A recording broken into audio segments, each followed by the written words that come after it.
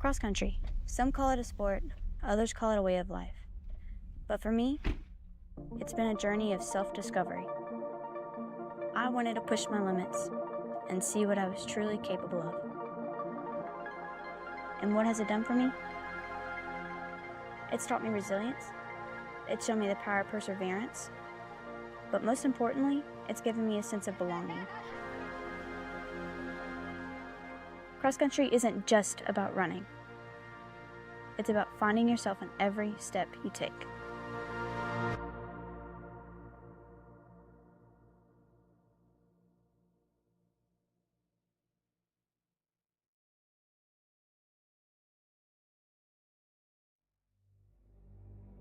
Wildcat Stadium, the epicenter of the city of Central.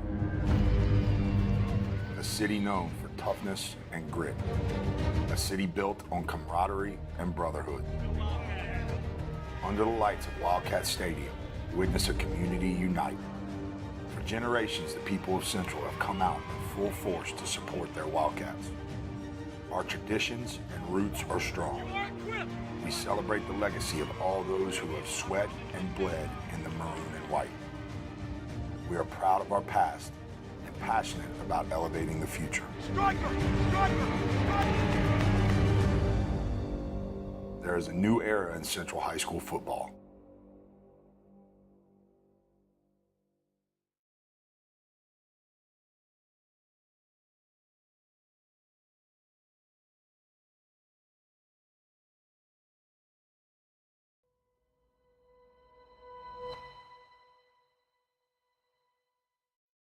Why do I love teaching at Central? We believe in the power of education to change lives. We're not just a school. We're a community that invests in its students and teachers. Collaboration isn't just encouraged, it's essential. Our main focus is to achieve our shared goals and make a meaningful impact on the world around us. Join us in the Central Community School System, where collaboration and growth are not just ideals, but a foundation of everything that we do. Your future is Central.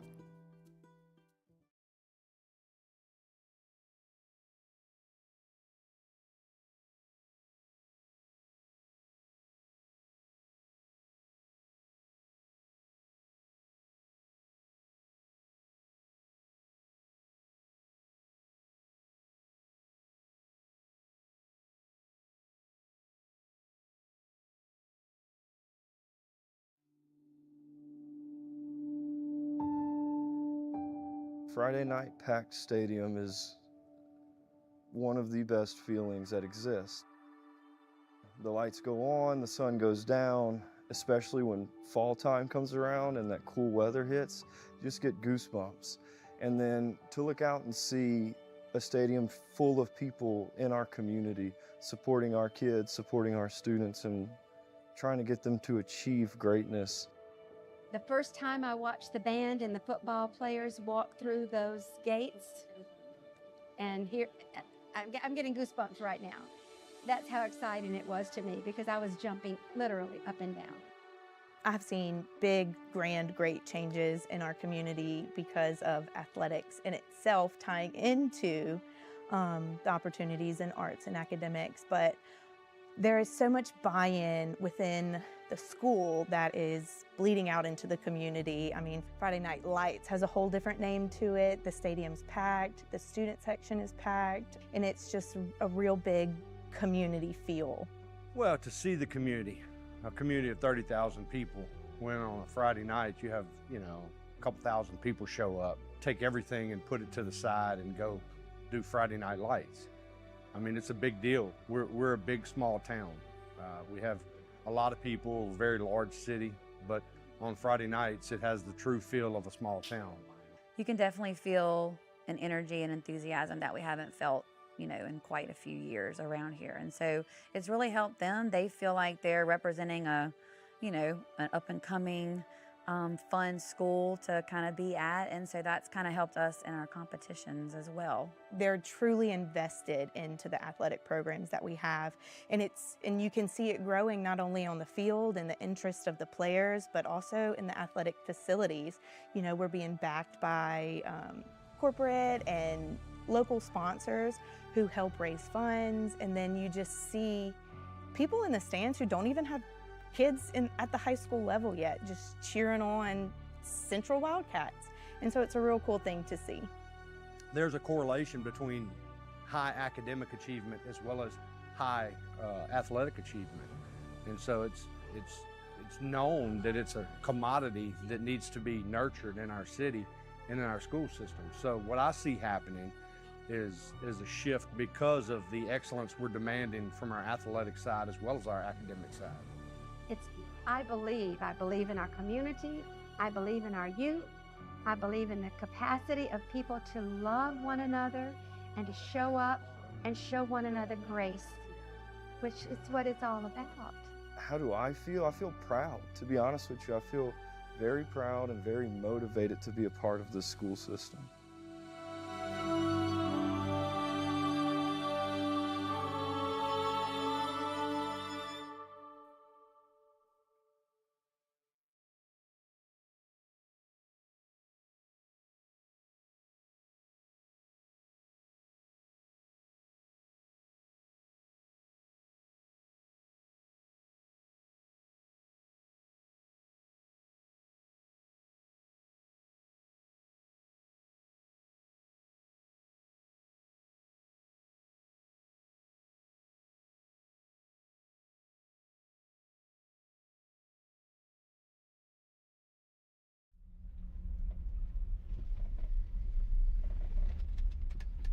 Cross country. Some call it a sport, others call it a way of life.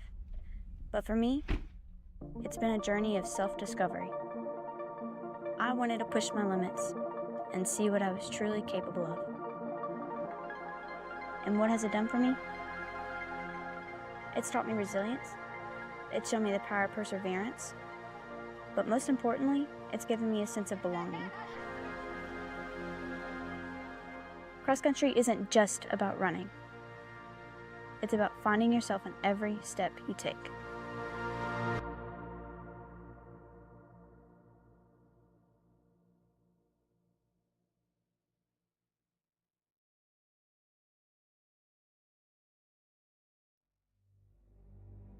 Wildcat Stadium, the epicenter of the city of Central. A city known for toughness and grit. A city built on camaraderie and brotherhood. Under the lights of Wildcat Stadium, witness a community unite. For generations, the people of Central have come out in full force to support their Wildcats. Our traditions and roots are strong. We celebrate the legacy of all those who have sweat and bled in the maroon and white. We are proud of our past and passionate about elevating the future. Striker! Striker! Striker! There is a new era in Central High School football.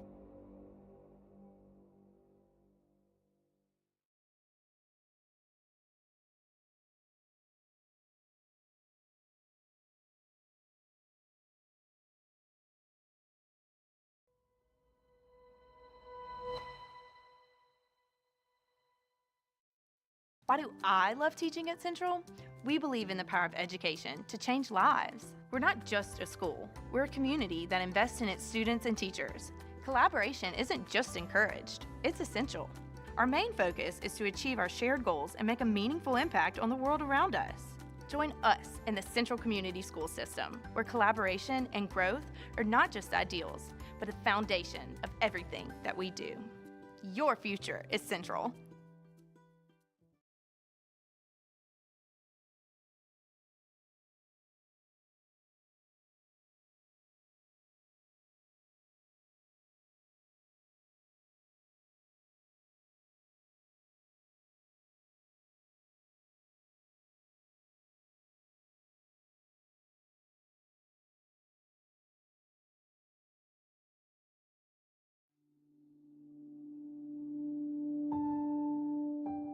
Friday night packed stadium is one of the best feelings that exist.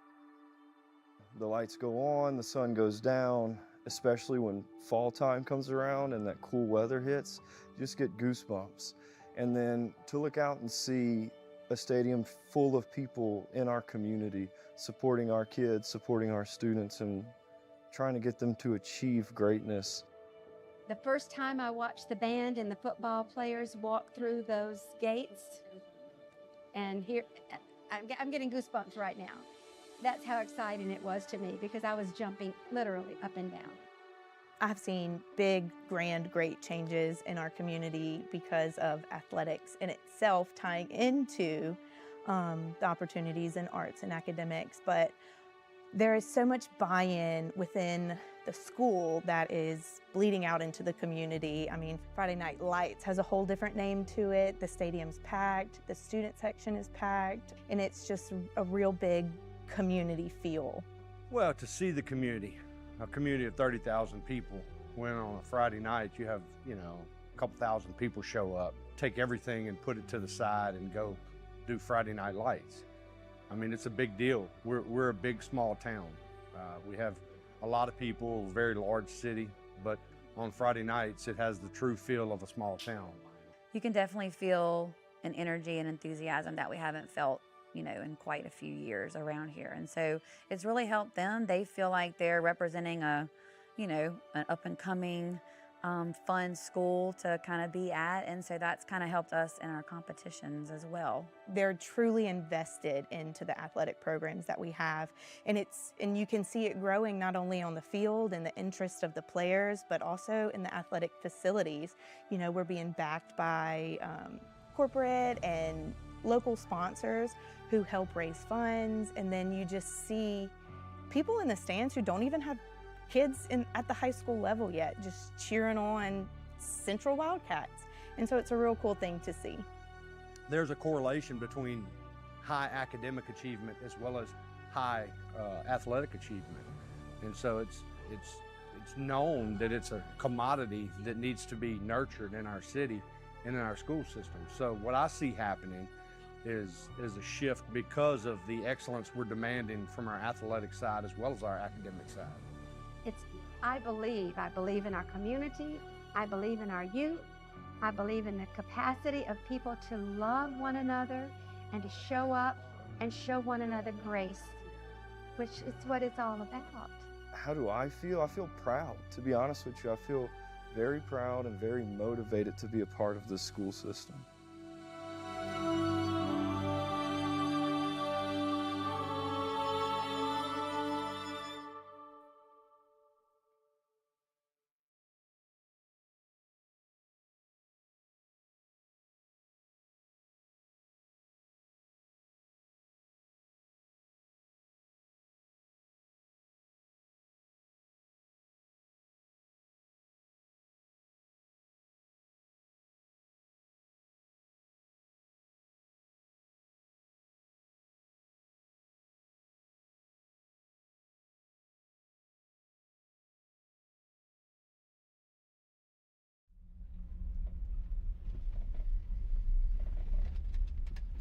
Cross country. Some call it a sport, others call it a way of life.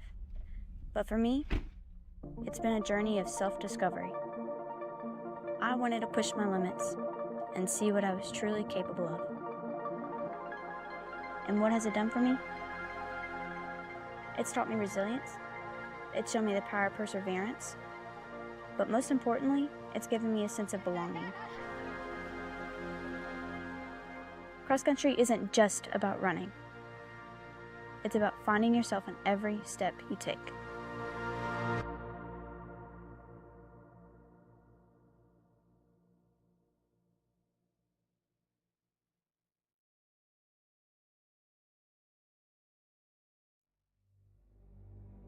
Wildcat Stadium, the epicenter of the city of Central. A city known for toughness and grit. A city built on camaraderie and brotherhood. Under the lights of Wildcat Stadium, witness a community unite. For generations, the people of Central have come out in full force to support their Wildcats. Our traditions and roots are strong. We celebrate the legacy of all those who have sweat and bled in the maroon and white. We are proud of our past and passionate about elevating the future. Striker! Striker! Striker! There is a new era in Central High School football.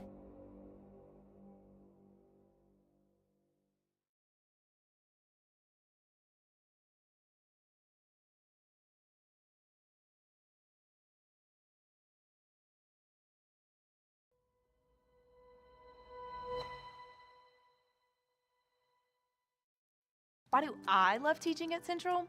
We believe in the power of education to change lives. We're not just a school, we're a community that invests in its students and teachers. Collaboration isn't just encouraged, it's essential.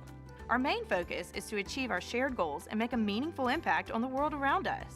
Join us in the Central Community School System, where collaboration and growth are not just ideals, but a foundation of everything that we do. Your future is Central.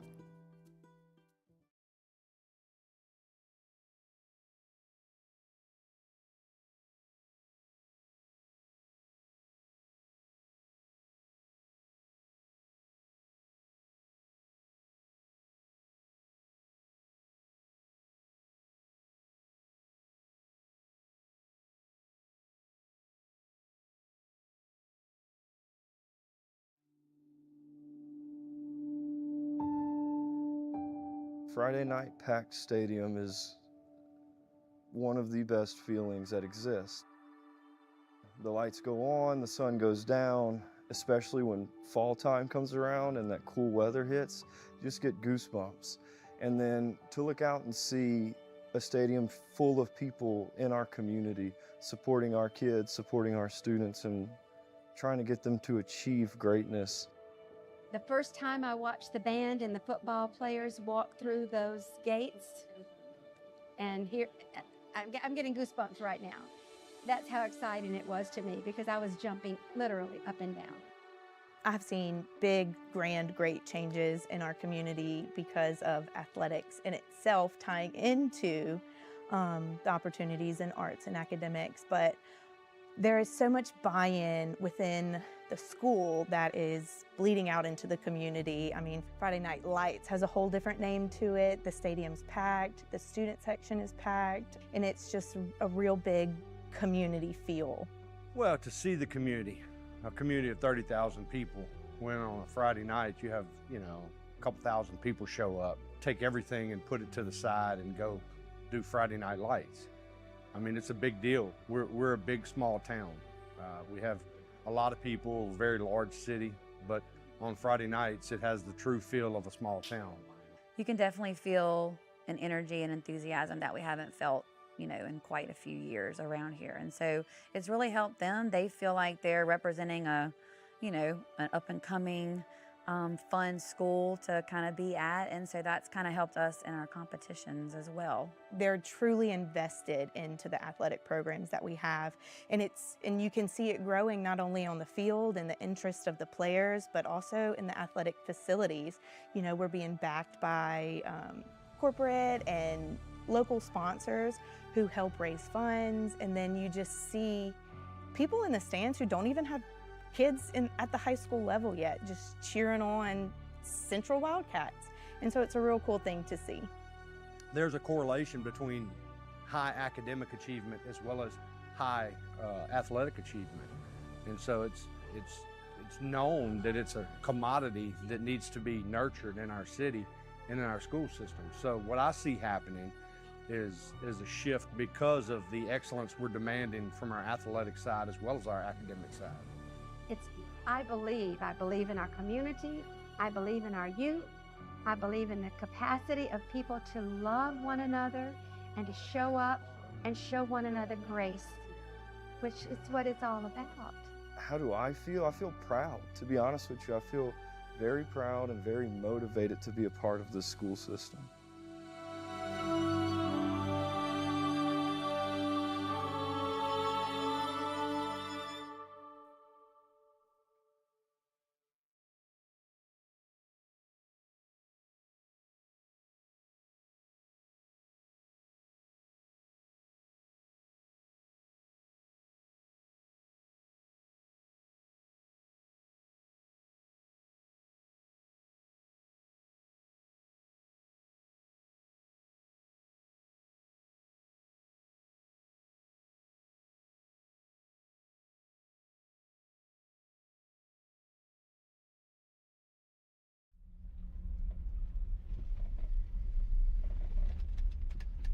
Cross country. Some call it a sport, others call it a way of life. But for me, it's been a journey of self-discovery. I wanted to push my limits and see what I was truly capable of. And what has it done for me? It's taught me resilience. It's shown me the power of perseverance. But most importantly, it's given me a sense of belonging. Cross country isn't just about running. It's about finding yourself in every step you take.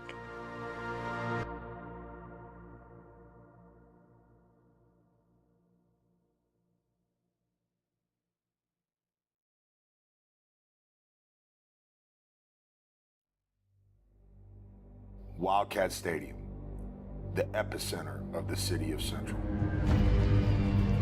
A city known for toughness and grit. A city built on camaraderie and brotherhood. Under the lights of Wildcat Stadium, witness a community unite. For generations, the people of Central have come out in full force to support their Wildcats. Our traditions and roots are strong. We celebrate the legacy of all those who have sweat and bled in the maroon and white. We are proud of our past and passionate about elevating the future. There is a new era in Central High School football.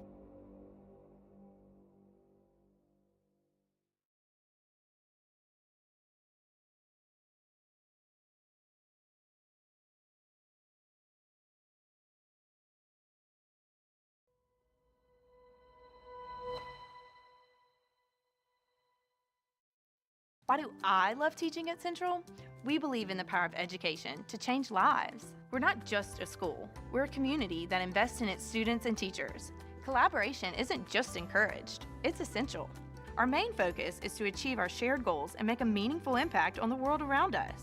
Join us in the Central Community School System, where collaboration and growth are not just ideals, but a foundation of everything that we do. Your future is Central.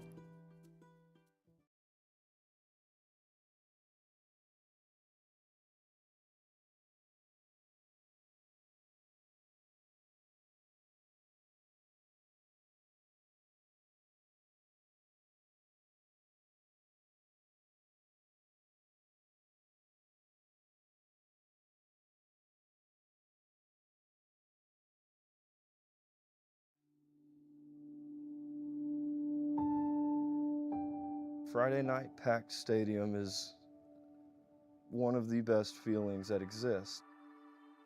The lights go on, the sun goes down, especially when fall time comes around and that cool weather hits, you just get goosebumps. And then to look out and see a stadium full of people in our community, supporting our kids, supporting our students, and trying to get them to achieve greatness. The first time I watched the band and the football players walk through those gates, and here, I'm getting goosebumps right now.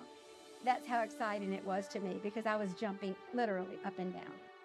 I've seen big, grand, great changes in our community because of athletics in itself tying into the opportunities in arts and academics, but there is so much buy-in within the school that is bleeding out into the community. I mean, Friday Night Lights has a whole different name to it. The stadium's packed, the student section is packed, and it's just a real big community feel.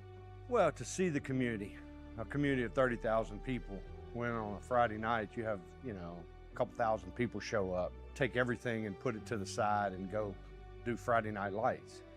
I mean, it's a big deal. We're a big, small town. We have a lot of people, a very large city, but on Friday nights, it has the true feel of a small town. You can definitely feel an energy and enthusiasm that we haven't felt, in quite a few years around here. And so it's really helped them. They feel like they're representing an up and coming, fun school to kind of be at. And so that's kind of helped us in our competitions as well. They're truly invested into the athletic programs that we have. And you can see it growing not only on the field and the interest of the players, but also in the athletic facilities. We're being backed by corporate and local sponsors who help raise funds. And then you just see people in the stands who don't even have kids at the high school level yet, just cheering on Central Wildcats. And so it's a real cool thing to see. There's a correlation between high academic achievement as well as high athletic achievement. And so it's known that it's a commodity that needs to be nurtured in our city and in our school system. So what I see happening is a shift because of the excellence we're demanding from our athletic side as well as our academic side. I believe in our community. I believe in our youth. I believe in the capacity of people to love one another and to show up and show one another grace, which is what it's all about. How do I feel? I feel proud, to be honest with you. I feel very proud and very motivated to be a part of this school system.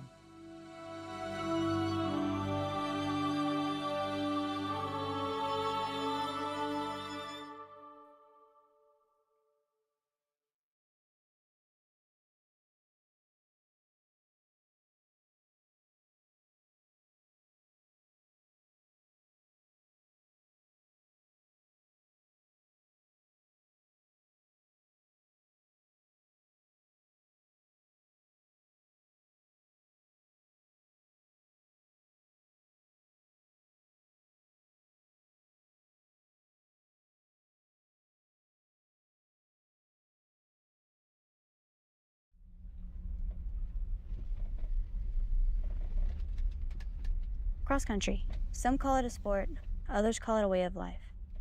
But for me, it's been a journey of self-discovery. I wanted to push my limits and see what I was truly capable of. And what has it done for me? It's taught me resilience. It's shown me the power of perseverance. But most importantly, it's given me a sense of belonging. Cross country isn't just about running. It's about finding yourself in every step you take.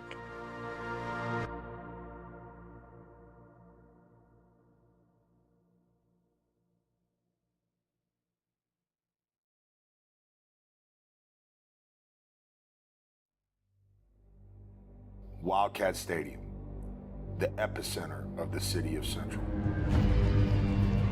A city known for toughness and grit. A city built on camaraderie and brotherhood. Under the lights of Wildcat Stadium, witness a community unite.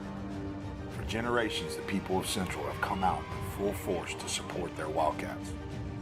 Our traditions and roots are strong. We celebrate the legacy of all those who have sweat and bled in the maroon and white. We are proud of our past and passionate about elevating the future. There is a new era in Central High School football.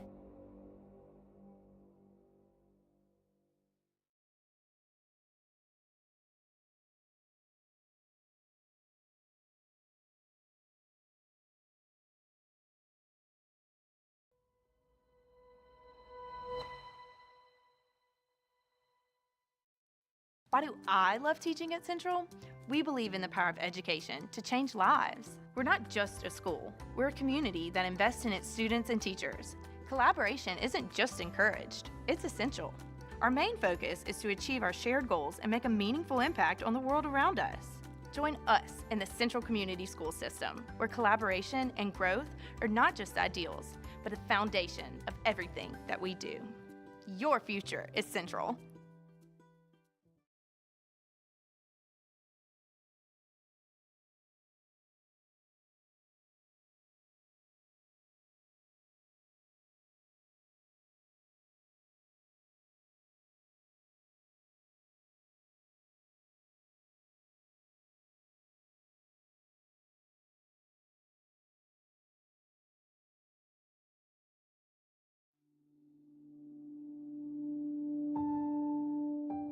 Friday night packed stadium is one of the best feelings that exist. The lights go on, the sun goes down, especially when fall time comes around and that cool weather hits, you just get goosebumps. And then to look out and see a stadium full of people in our community, supporting our kids, supporting our students, and trying to get them to achieve greatness. The first time I watched the band and the football players walk through those gates, and here, I'm getting goosebumps right now. That's how exciting it was to me, because I was jumping literally up and down. I've seen big, grand, great changes in our community because of athletics in itself tying into the opportunities in arts and academics, but there is so much buy-in within the school that is bleeding out into the community. I mean, Friday Night Lights has a whole different name to it. The stadium's packed, the student section is packed, and it's just a real big community feel. Well, to see the community, a community of 30,000 people, when on a Friday night you have, a couple thousand people show up, take everything and put it to the side and go do Friday Night Lights. I mean, it's a big deal. We're a big, small town. We have a lot of people, a very large city, but on Friday nights, it has the true feel of a small town. You can definitely feel an energy and enthusiasm that we haven't felt, in quite a few years around here. And so it's really helped them. They feel like they're representing an up and coming, fun school to kind of be at. And so that's kind of helped us in our competitions as well. They're truly invested into the athletic programs that we have. And you can see it growing not only on the field and the interest of the players, but also in the athletic facilities. We're being backed by corporate and local sponsors who help raise funds. And then you just see people in the stands who don't even have kids at the high school level yet, just cheering on Central Wildcats. And so it's a real cool thing to see. There's a correlation between high academic achievement as well as high athletic achievement. And so it's known that it's a commodity that needs to be nurtured in our city and in our school system. So what I see happening is a shift because of the excellence we're demanding from our athletic side as well as our academic side. I believe in our community. I believe in our youth. I believe in the capacity of people to love one another and to show up and show one another grace, which is what it's all about. How do I feel? I feel proud, to be honest with you. I feel very proud and very motivated to be a part of this school system.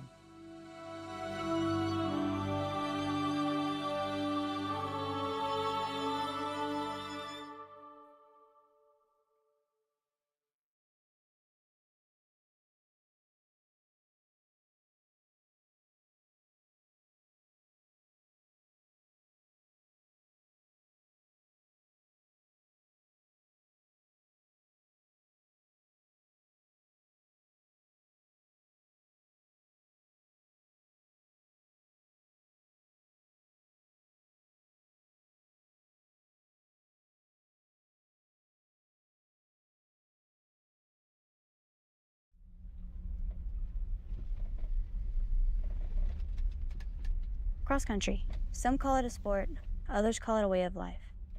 But for me, it's been a journey of self-discovery. I wanted to push my limits and see what I was truly capable of. And what has it done for me? It's taught me resilience. It's shown me the power of perseverance. But most importantly, it's given me a sense of belonging. Cross country isn't just about running. It's about finding yourself in every step you take.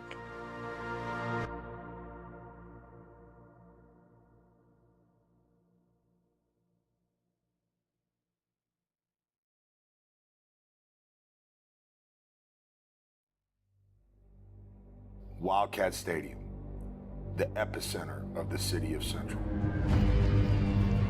A city known for toughness and grit. A city built on camaraderie and brotherhood. Under the lights of Wildcat Stadium, witness a community unite. For generations, the people of Central have come out in full force to support their Wildcats. Our traditions and roots are strong.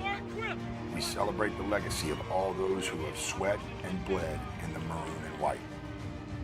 We are proud of our past and passionate about elevating the future.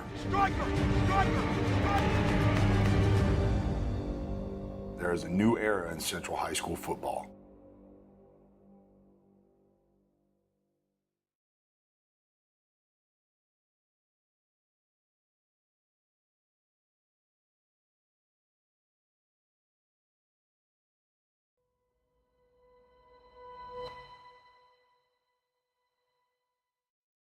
Why do I love teaching at Central? We believe in the power of education to change lives. We're not just a school, we're a community that invests in its students and teachers. Collaboration isn't just encouraged, it's essential. Our main focus is to achieve our shared goals and make a meaningful impact on the world around us. Join us in the Central Community School System, where collaboration and growth are not just ideals, but a foundation of everything that we do. Your future is Central.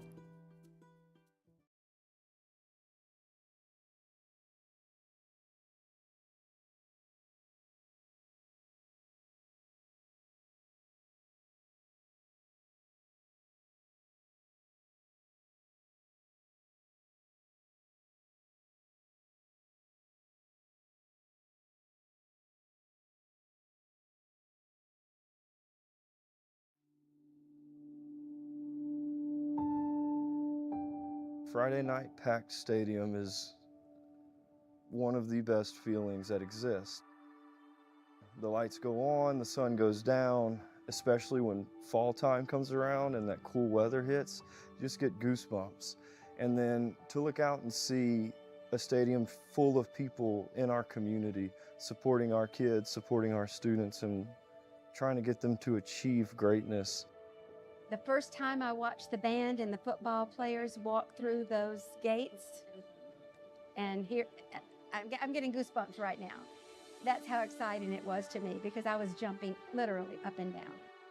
I've seen big, grand, great changes in our community because of athletics in itself tying into the opportunities in arts and academics, but there is so much buy-in within the school that is bleeding out into the community. I mean, Friday Night Lights has a whole different name to it. The stadium's packed, the student section is packed, and it's just a real big community feel.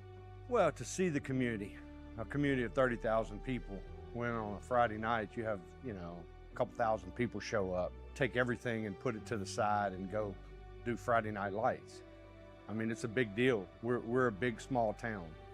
We have a lot of people, a very large city, but on Friday nights, it has the true feel of a small town. You can definitely feel an energy and enthusiasm that we haven't felt, in quite a few years around here. And so it's really helped them. They feel like they're representing an up and coming, fun school to kind of be at. And so that's kind of helped us in our competitions as well. They're truly invested into the athletic programs that we have. And you can see it growing not only on the field and the interest of the players, but also in the athletic facilities. We're being backed by corporate and local sponsors who help raise funds. And then you just see people in the stands who don't even have kids at the high school level yet, just cheering on Central Wildcats. And so it's a real cool thing to see. There's a correlation between high academic achievement as well as high athletic achievement. And so it's known that it's a commodity that needs to be nurtured in our city and in our school system. So what I see happening is a shift because of the excellence we're demanding from our athletic side as well as our academic side. I believe in our community. I believe in our youth. I believe in the capacity of people to love one another and to show up and show one another grace, which is what it's all about. How do I feel? I feel proud, to be honest with you. I feel very proud and very motivated to be a part of this school system.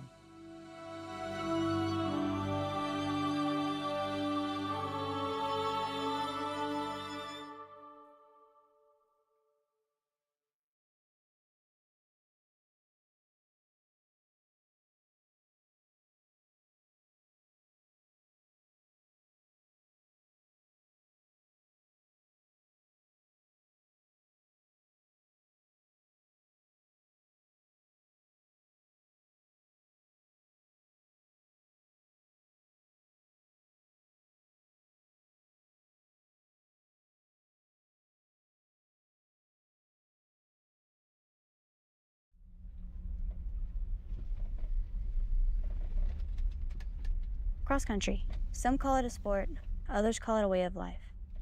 But for me, it's been a journey of self-discovery. I wanted to push my limits and see what I was truly capable of. And what has it done for me? It's taught me resilience. It's shown me the power of perseverance. But most importantly, it's given me a sense of belonging.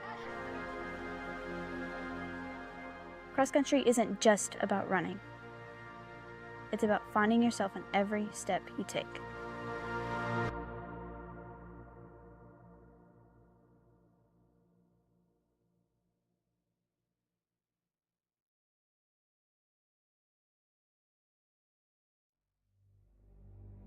Wildcat Stadium, the epicenter of the city of Central.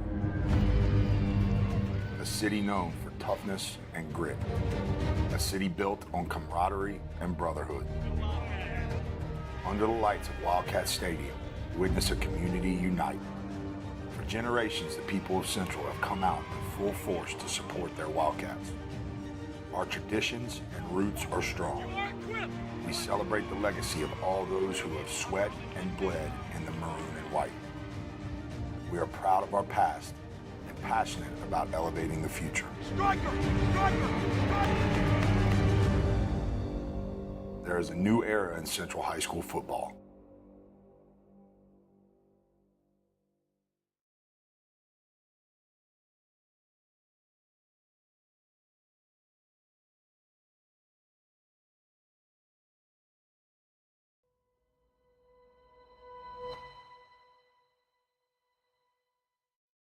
Why do I love teaching at Central? We believe in the power of education to change lives. We're not just a school, we're a community that invests in its students and teachers. Collaboration isn't just encouraged, it's essential. Our main focus is to achieve our shared goals and make a meaningful impact on the world around us. Join us in the Central Community School System, where collaboration and growth are not just ideals, but a foundation of everything that we do. Your future is Central.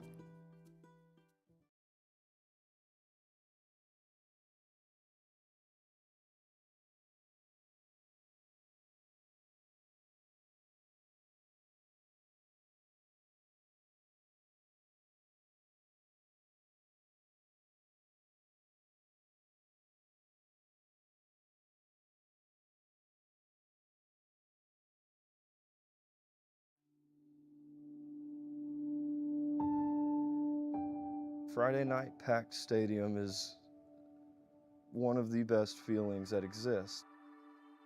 The lights go on, the sun goes down, especially when fall time comes around and that cool weather hits, you just get goosebumps. And then to look out and see a stadium full of people in our community, supporting our kids, supporting our students, and trying to get them to achieve greatness. The first time I watched the band and the football players walk through those gates, and here, I'm getting goosebumps right now. That's how exciting it was to me, because I was jumping literally up and down. I've seen big, grand, great changes in our community because of athletics in itself tying into the opportunities in arts and academics, but there is so much buy-in within the school that is bleeding out into the community. I mean, Friday Night Lights has a whole different name to it. The stadium's packed, the student section is packed, and it's just a real big community feel.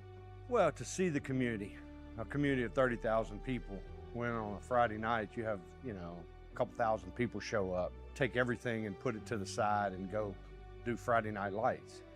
I mean, it's a big deal. We're a big, small town. We have a lot of people, a very large city, but on Friday nights, it has the true feel of a small town. You can definitely feel an energy and enthusiasm that we haven't felt, in quite a few years around here. And so it's really helped them. They feel like they're representing an up and coming, fun school to kind of be at. And so that's kind of helped us in our competitions as well. They're truly invested into the athletic programs that we have. And you can see it growing not only on the field and the interest of the players, but also in the athletic facilities. We're being backed by corporate and local sponsors who help raise funds. And then you just see people in the stands who don't even have kids at the high school level yet, just cheering on Central Wildcats. And so it's a real cool thing to see. There's a correlation between high academic achievement as well as high athletic achievement. And so it's known that it's a commodity that needs to be nurtured in our city and in our school system. So what I see happening is a shift because of the excellence we're demanding from our athletic side as well as our academic side. I believe in our community. I believe in our youth. I believe in the capacity of people to love one another and to show up and show one another grace, which is what it's all about. How do I feel? I feel proud, to be honest with you. I feel very proud and very motivated to be a part of this school system.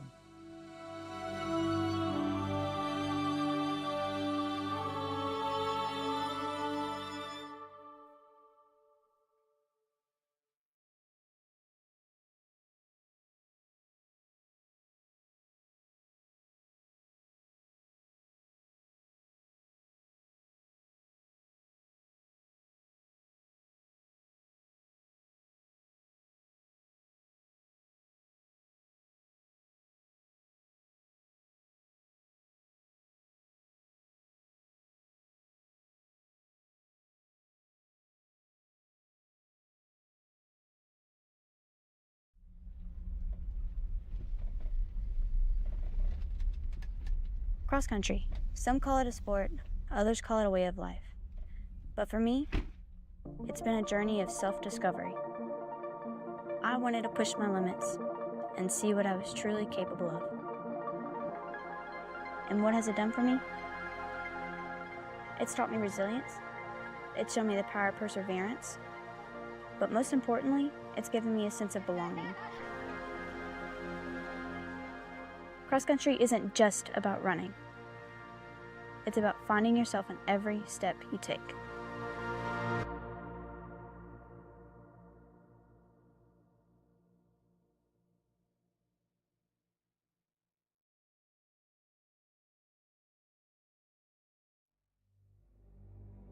Wildcat Stadium, the epicenter of the city of Central. A city known for toughness and grit. A city built on camaraderie and brotherhood. Under the lights of Wildcat Stadium, witness a community unite. For generations, the people of Central have come out in full force to support their Wildcats. Our traditions and roots are strong. We celebrate the legacy of all those who have sweat and bled in the maroon and white. We are proud of our past and passionate about elevating the future. There is a new era in Central High School football.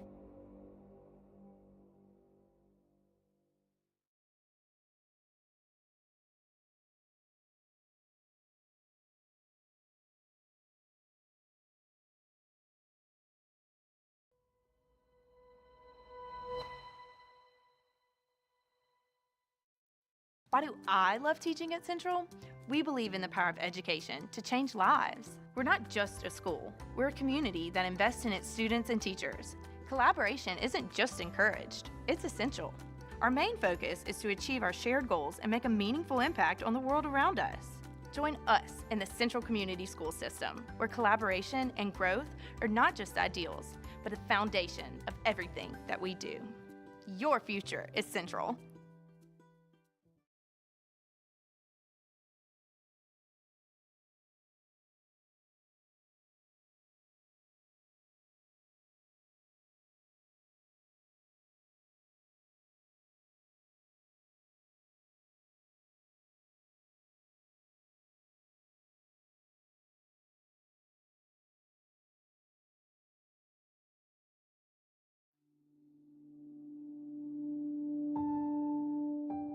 Friday night packed stadium is one of the best feelings that exist.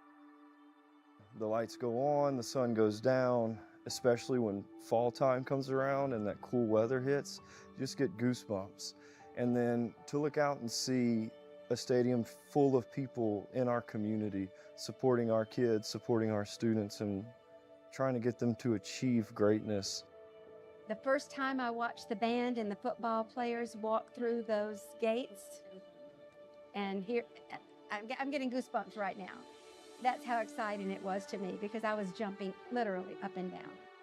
I've seen big, grand, great changes in our community because of athletics in itself tying into the opportunities in arts and academics, but there is so much buy-in within the school that is bleeding out into the community. I mean, Friday Night Lights has a whole different name to it. The stadium's packed, the student section is packed, and it's just a real big community feel.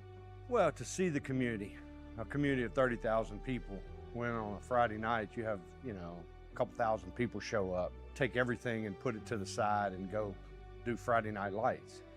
I mean, it's a big deal. We're a big, small town. We have a lot of people, a very large city, but on Friday nights, it has the true feel of a small town. You can definitely feel an energy and enthusiasm that we haven't felt, in quite a few years around here. And so it's really helped them. They feel like they're representing an up and coming, fun school to kind of be at. And so that's kind of helped us in our competitions as well. They're truly invested into the athletic programs that we have. And you can see it growing not only on the field and the interest of the players, but also in the athletic facilities. We're being backed by corporate and local sponsors who help raise funds. And then you just see people in the stands who don't even have kids at the high school level yet, just cheering on Central Wildcats. And so it's a real cool thing to see. There's a correlation between high academic achievement as well as high athletic achievement. And so it's known that it's a commodity that needs to be nurtured in our city and in our school system. So what I see happening is a shift because of the excellence we're demanding from our athletic side as well as our academic side. I believe in our community.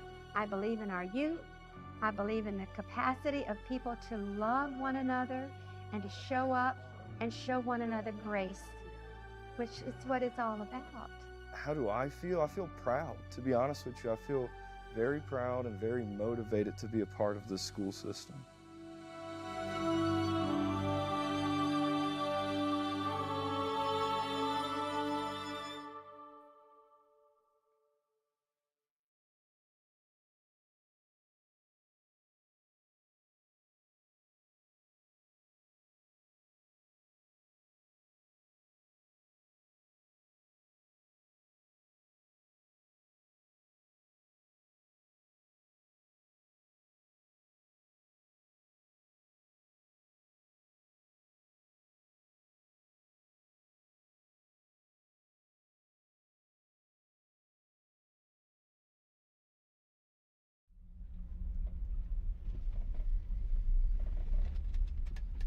Cross country. Some call it a sport, others call it a way of life.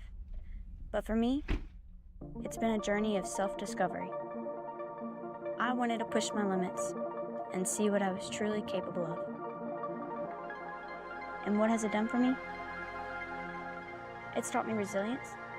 It's shown me the power of perseverance. But most importantly, it's given me a sense of belonging. Cross country isn't just about running. It's about finding yourself in every step you take.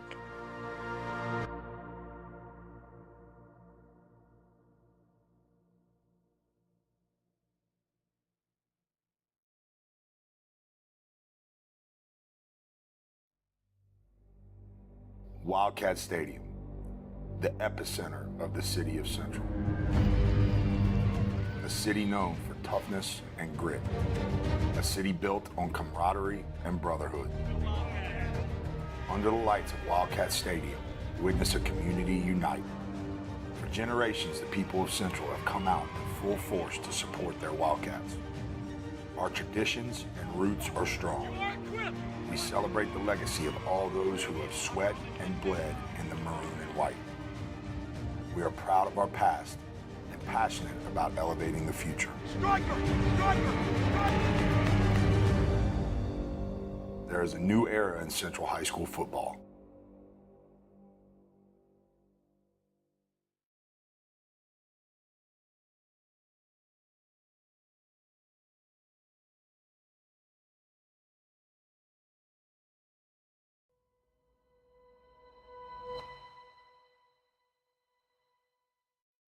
Why do I love teaching at Central? We believe in the power of education to change lives. We're not just a school. We're a community that invests in its students and teachers. Collaboration isn't just encouraged, it's essential. Our main focus is to achieve our shared goals and make a meaningful impact on the world around us. Join us in the Central Community School System, where collaboration and growth are not just ideals, but a foundation of everything that we do. Your future is Central.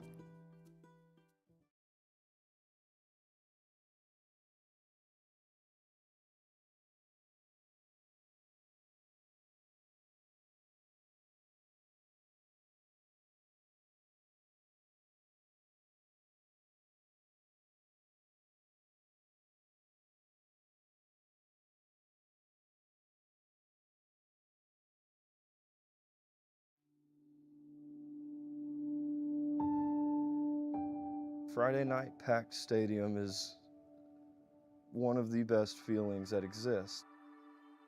The lights go on, the sun goes down, especially when fall time comes around and that cool weather hits, you just get goosebumps.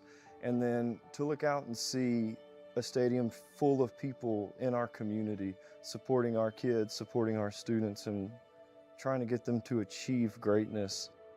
The first time I watched the band and the football players walk through those gates, and here, I'm getting goosebumps right now. That's how exciting it was to me, because I was jumping literally up and down. I've seen big, grand, great changes in our community because of athletics in itself tying into the opportunities in arts and academics, but there is so much buy-in within the school that is bleeding out into the community. I mean, Friday Night Lights has a whole different name to it. The stadium's packed, the student section is packed, and it's just a real big community feel.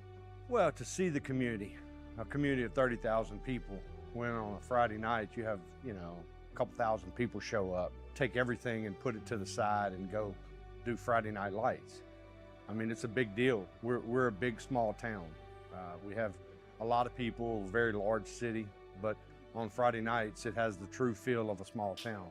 You can definitely feel an energy and enthusiasm that we haven't felt, in quite a few years around here. And so it's really helped them. They feel like they're representing an up and coming, fun school to kind of be at. And so that's kind of helped us in our competitions as well. They're truly invested into the athletic programs that we have. And you can see it growing not only on the field and the interest of the players, but also in the athletic facilities. We're being backed by corporate and local sponsors who help raise funds. And then you just see people in the stands who don't even have kids at the high school level yet, just cheering on Central Wildcats. And so it's a real cool thing to see. There's a correlation between high academic achievement as well as high athletic achievement. And so it's known that it's a commodity that needs to be nurtured in our city and in our school system. So what I see happening is a shift because of the excellence we're demanding from our athletic side as well as our academic side. I believe in our community. I believe in our youth. I believe in the capacity of people to love one another and to show up and show one another grace, which is what it's all about. How do I feel? I feel proud, to be honest with you. I feel very proud and very motivated to be a part of this school system.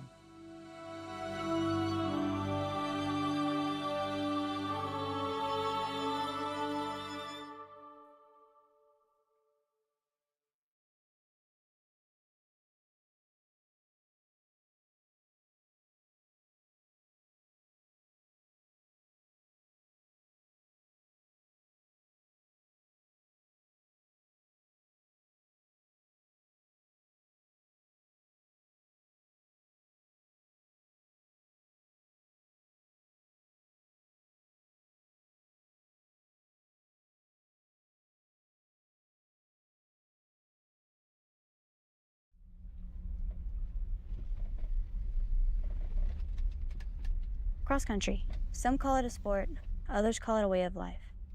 But for me, it's been a journey of self-discovery. I wanted to push my limits and see what I was truly capable of. And what has it done for me? It's taught me resilience. It's shown me the power of perseverance. But most importantly, it's given me a sense of belonging. Cross country isn't just about running. It's about finding yourself in every step you take.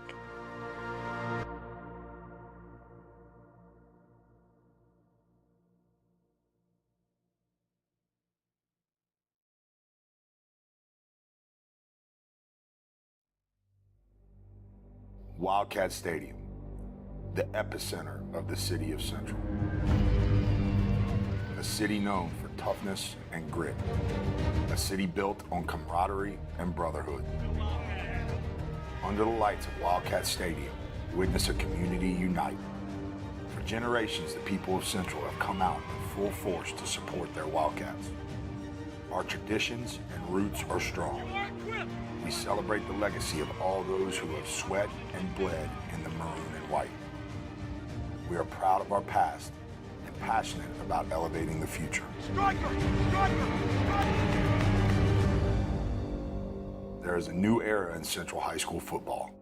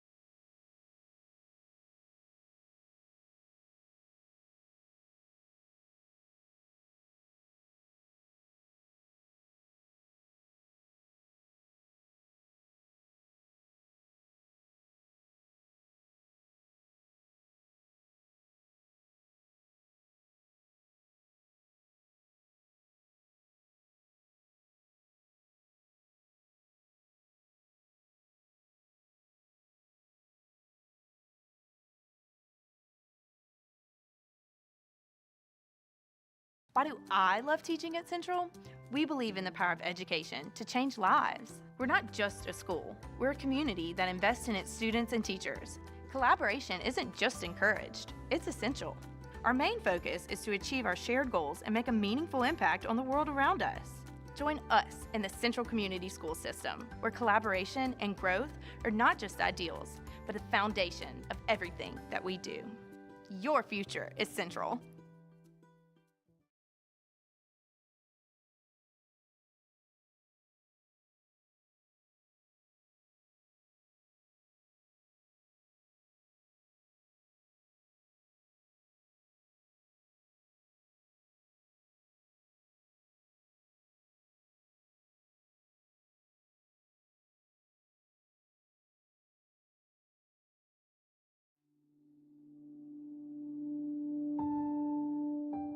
Friday night packed stadium is one of the best feelings that exist.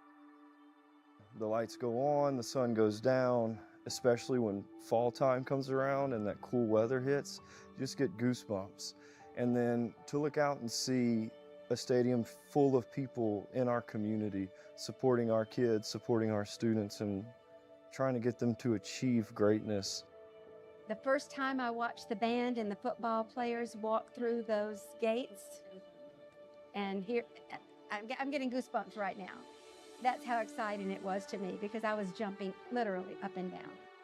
I've seen big, grand, great changes in our community because of athletics in itself tying into the opportunities in arts and academics, but there is so much buy-in within the school that is bleeding out into the community. I mean, Friday Night Lights has a whole different name to it. The stadium's packed, the student section is packed, and it's just a real big community feel.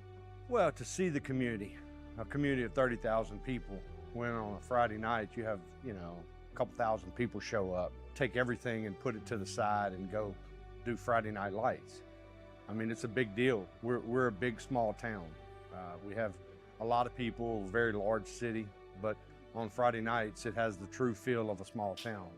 You can definitely feel an energy and enthusiasm that we haven't felt, you know, in quite a few years around here. And so it's really helped them. They feel like they're representing a, you know, an up and coming, fun school to kind of be at. And so that's kind of helped us in our competitions as well. They're truly invested into the athletic programs that we have. And you can see it growing not only on the field and the interest of the players, but also in the athletic facilities. You know, we're being backed by corporate and local sponsors who help raise funds. And then you just see people in the stands who don't even have kids at the high school. Oh, yeah.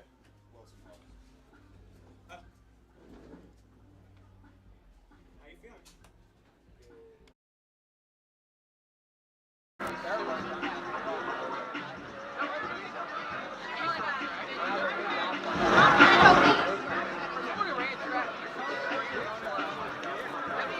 Brett, one down the field. And make sure your pants are unbuttoned.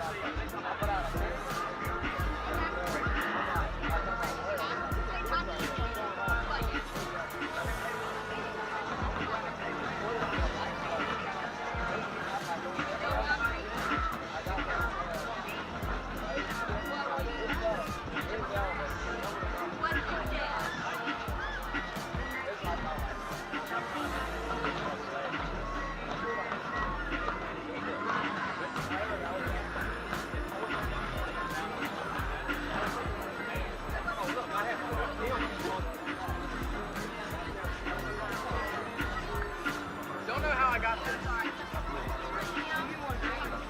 There's two in there. He said, Tony, you can take it out here.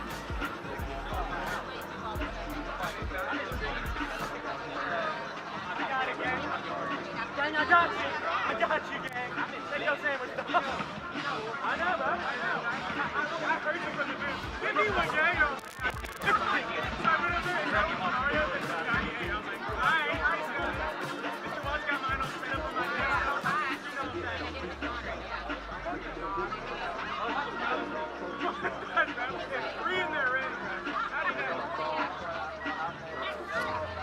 He already knows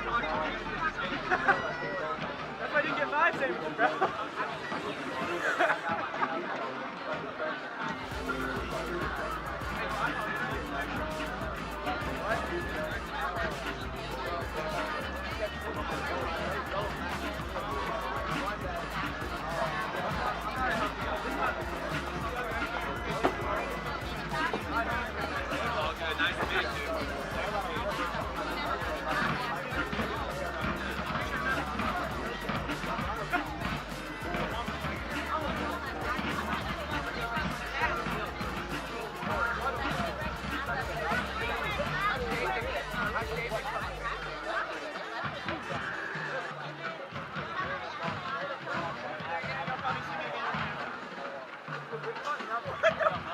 Pace yourself!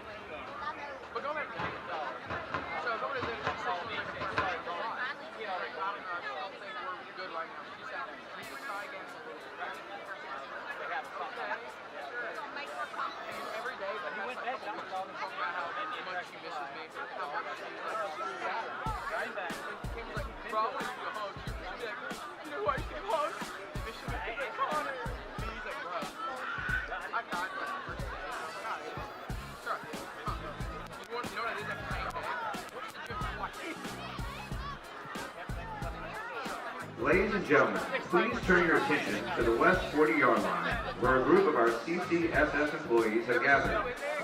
Each of these has in some way been affected by breast cancer within their family. At this time, we'd like to recognize 2 CCSS employees who are breast cancer survivors. First, we have Ms. Kim Watts, a CHS Special Education Inclusion paraprofessional for the last 4 years. Kim says, May of 2018 changed my life. I was diagnosed with breast cancer. I didn't know what was going to happen. Would I die? What would my treatment be? Luckily, I had great doctors who immediately put a plan in action. October is important to me because I took my last treatment on Halloween 2018, 6 years ago. I am cancer-free and beyond happy to be able to work with the awesome students at Central High. Ms. Watts, we are so happy you're here. Next is Ms. Kelly LaCroix, a first grade teacher at Tanglewood Elementary School. Kelly has taught for 14 years, but this is her first year at TES. She and her husband Nick have 2 daughters, Haley and Harper LaCroix. Haley is a senior at Central High School and on the CHS varsity cheer team. Harper is in the 7th grade at Central Middle School and a member of the cross-country team. Kelly said on June 17, 2020, I was diagnosed with invasive ductal carcinoma, breast cancer. On July 29, 2020, I had a double mastectomy followed by chemo and radiation treatments and multiple reconstruction surgeries. On February 4, 2021, scans came back clear of any findings. I have been cancer-free for 3.5 years. I am very thankful to have had such an amazing group of family and friends that were there to support me during all of my surgeries and treatments. Ms. LaCroix, we are so glad to see you healthy and here with us tonight.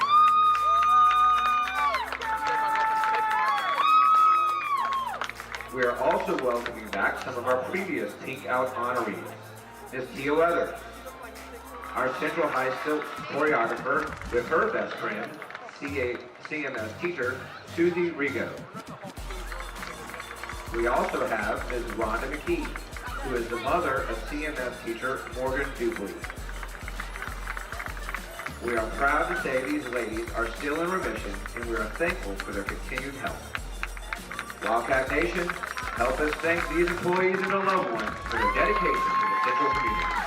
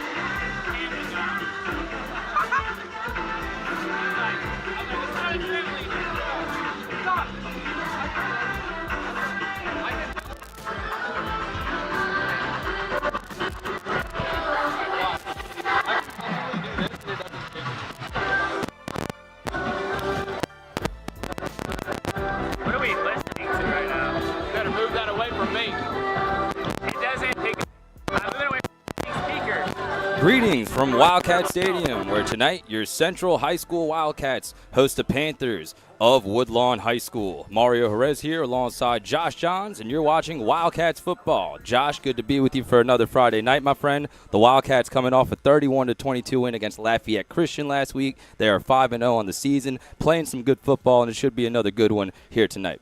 Yeah, beautiful night here at Wildcat Stadium, and just like you said, a victory last week against Lafayette Christian. And despite their record, a really good team, really athletic team, and gave us a little run for our money. But Central came out with a victory, obviously, and moving on to district play tonight against Woodlawn. Got a little hairy towards the end, but some adversity might not be a bad thing throughout the length of a very long season. And meanwhile, Woodlawn comes into this game, Josh, 2-3 on the season. However, they are on a 2-game winning streak. They're coming off a 21-0 shutout win against St. Martinville last week, and they're in their first season under head coach Scott Pellegrin, kind of a young guy, 33 years old in his first year there, replacing Marcus Randall after 5 seasons. This is a team that's improved from last year, Josh, and certainly the Wildcats will have to be ready for the challenge tonight. Yeah, look, they're going to come out and play really hard, and they're going to want to, hit Central in the mouth and see, how we respond. But got to be ready for the challenge offensively and defensively. And, look, it's high school football. People are going to, it's any given Friday, right? So you got to come out and play clean football. I know this offense wants to rebound from their performance last week.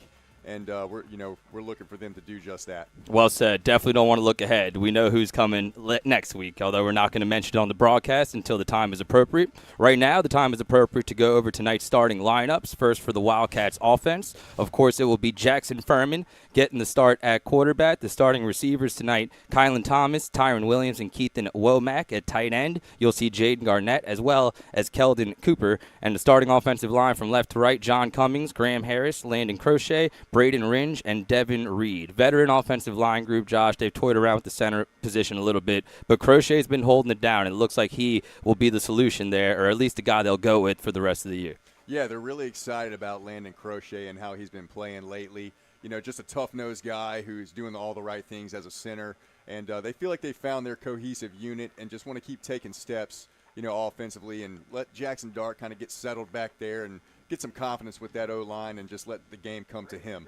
For the Wildcats defense, it will be Marvin Joseph starting at safety along with Caden Loop, Blason Stoken, and Stephen Rennell, the starting corners in the secondary tonight. Listed at the starting linebackers, Kadavius Mays, KD Mays, alongside Jake Jarrow and Alex Stewart. You'll see Mason Moore play some linebacker as well. And the starting defensive line from left to right, DK Mays, Deshad Sheridan, Connor Scott, and Scott Smith. The defense that looked a little bit human last week, Josh, to be honest, but for the most part has had a dominant season. Yeah, look, they faced a very elusive quarterback last week. 2 weeks now that they have had to face a heck of an athlete at the quarterback position, and they did pretty well. And they faced their challenges and adversity, but that's what Semino wanted to do with this schedule. He wanted to challenge his group and challenge his guys, and they've seen some pretty prolific offenses thus far, and have played pretty well. Both teams are coming out on the field as we speak. While we have a moment, let's quickly recap last week's win against LCA, 31-22. We have a little package here and some big hits from the Central defense.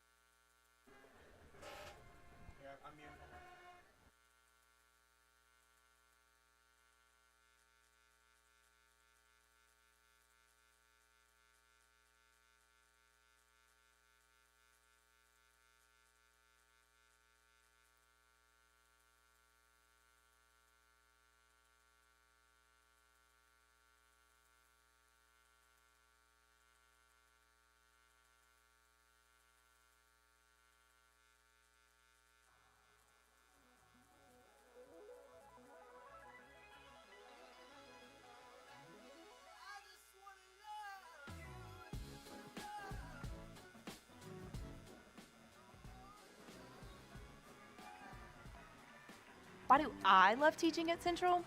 We believe in the power of education to change lives. We're not just a school. We're So as you saw those two big hits there, Josh, it's really cool what they're doing. They're giving a couple of weekly awards. First for the Hammer of the Week. That was for Deshad Sheridan, who made that first big hit there. He got to take a sledgehammer into his locker this week, which is kind of cool. We like the props. And they're also giving a battering ram award to an offensive lineman or a player in the trenches. It could be a D lineman as well. This week it went to Devin Reed for that big pancake block you saw, and he got to take a wheelbarrow into his locker this week. So it's a little bit of good production there from the crew here at Central and some big hits laid by the Wildcats. Yeah, pretty cool stuff that the staff is doing, for this team just to kind of motivate them to be physical. That's exactly what they want. They want to be the most physical team on the field each Friday night. And, I love those awards, Mario. And that was, like we said, a 9-point win for Central last week, 31-22 against LCA. Big game for Marvin Joseph in that one. 9 carries, 141 yards, and 4 TDs. And we'll see a lot of him again tonight on both sides of the football. Had a big 69-yard run to put that game on ice. And Central, for the first time, was outgained in that game, 314-289. But they made the big plays on defense, Josh. And at the end of the day, you got the win.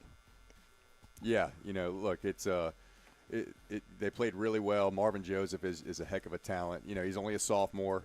The guy can just do it all, and he's a fast and strong athlete already as a youngster, and they want to get him the ball as much as possible. When we talked to Coach Simino ahead of this game, however, he did say he wanted to see some more consistency. That was the key word, and he specifically challenged the offensive line and Jackson Furman, the starting quarterback. Statistically, his worst performance of the year last week, 8 for 16, 62 yards, 0 touchdown, and an interception that ended up going for a pick 6. Also got sacked 4 times, and the quote that me and you both love that Coach Simino used this week was, "You can't go broke by making a profit." And he wants Jackson to take a little bit of what the defense gives him as opposed to just trying to make it happen every single play. Pressing a little bit too much, just trying to do too much at times, and all fixable mistakes, which is the good news here, Josh. But Jackson needs to start to implement that tonight.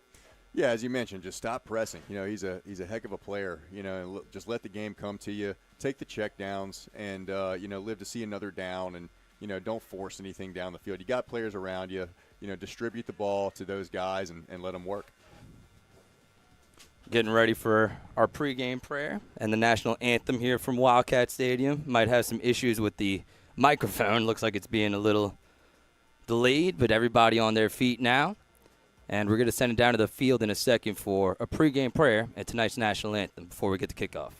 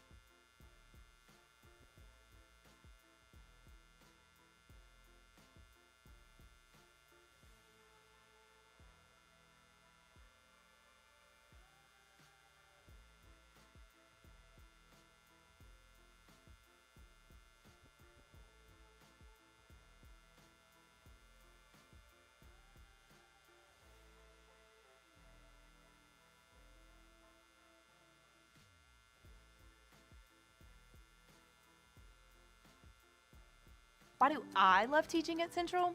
We believe in the power of education to change lives. We're not just a school. We're a community that invests in its students and teachers. Collaboration isn't just encouraged, it's essential. Our main focus is to achieve our shared goals and make a meaningful impact on the world around us. Join us in the Central Community School System, where collaboration and growth are not just ideals, but a foundation of everything that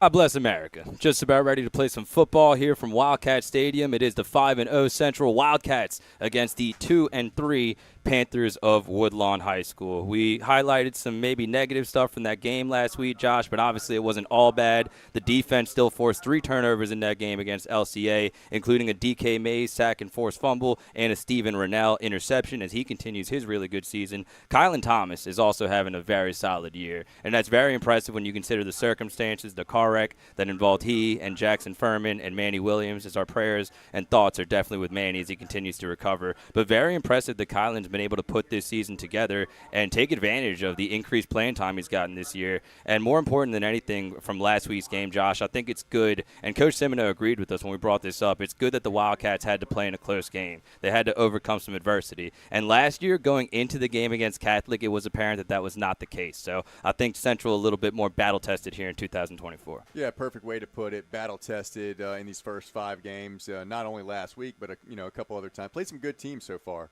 And to mention KT, man, that guy has been special on the outside so far this year. Him and Keith and Womack, the coaches are just thrilled what they can, what they have brought to this team. A lot of consistency out there. They catch the ball.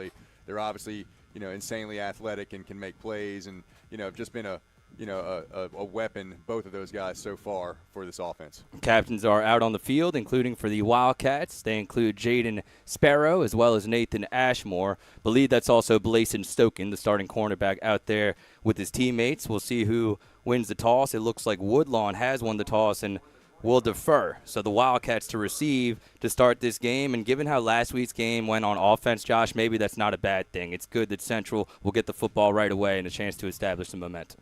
Yeah, look, when you have a defense like Central, you probably want to run those guys out there if you win the toss. But, look, we're going to get the ball first. Let's march down the field and let's put it in the end zone and have a good, clean drive and set the tone for this game.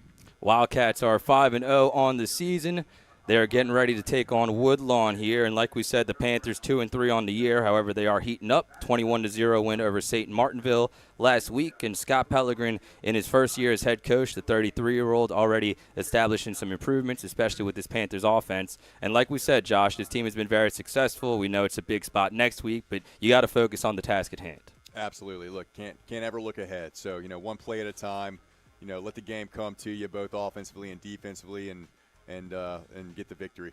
Yes, sir. That is the plan for tonight. So the Wildcats will receive to start this game. As always, all kickoffs tonight are brought to you by AP Dodson. Shout out to Mr. Dodson, valued partner here on the Wildcats broadcast. It looks like it will be Dylan Hankins kicking off for Woodlawn. That would be Clayton Tate kicking off for Woodlawn, the senior kicker. And Woodlawn a little bit thin on the roster, Josh, compared to Central. We'll probably see a lot of two-way players tonight. Yeah, which, can have its effect later in the game. But, again, got to focus on us here. We got, Rennell and Stoken back deep. And, our return game has been special all year and has set us up in great field position. I'm sure we want to start fast just like we've done. Nice write-up on Rennell on GoPreps.com. He was featured, and rightfully so, has had a great season for the Wildcats this year. And they'll look to continue that and build on their 5-0 start here from Wildcat Stadium as Central hosts Woodlawn. And we are underway here on another Friday night, and it will be returned from the 10-yard line, 15 to the 20. Steven Rennell looking for blocks, doesn't get much. Nice play on special teams made there by Caleb Cooper. It is Central football, 1st and 10, moving from left to right to start the game. Yeah, good coverage by Woodlawn on that one. Didn't let Rennell wiggle free like he's been able to do all year long. And he has done that all year long. And Central's had a couple of really versatile players, including Rennell, Marvin Joseph, who's played both ways.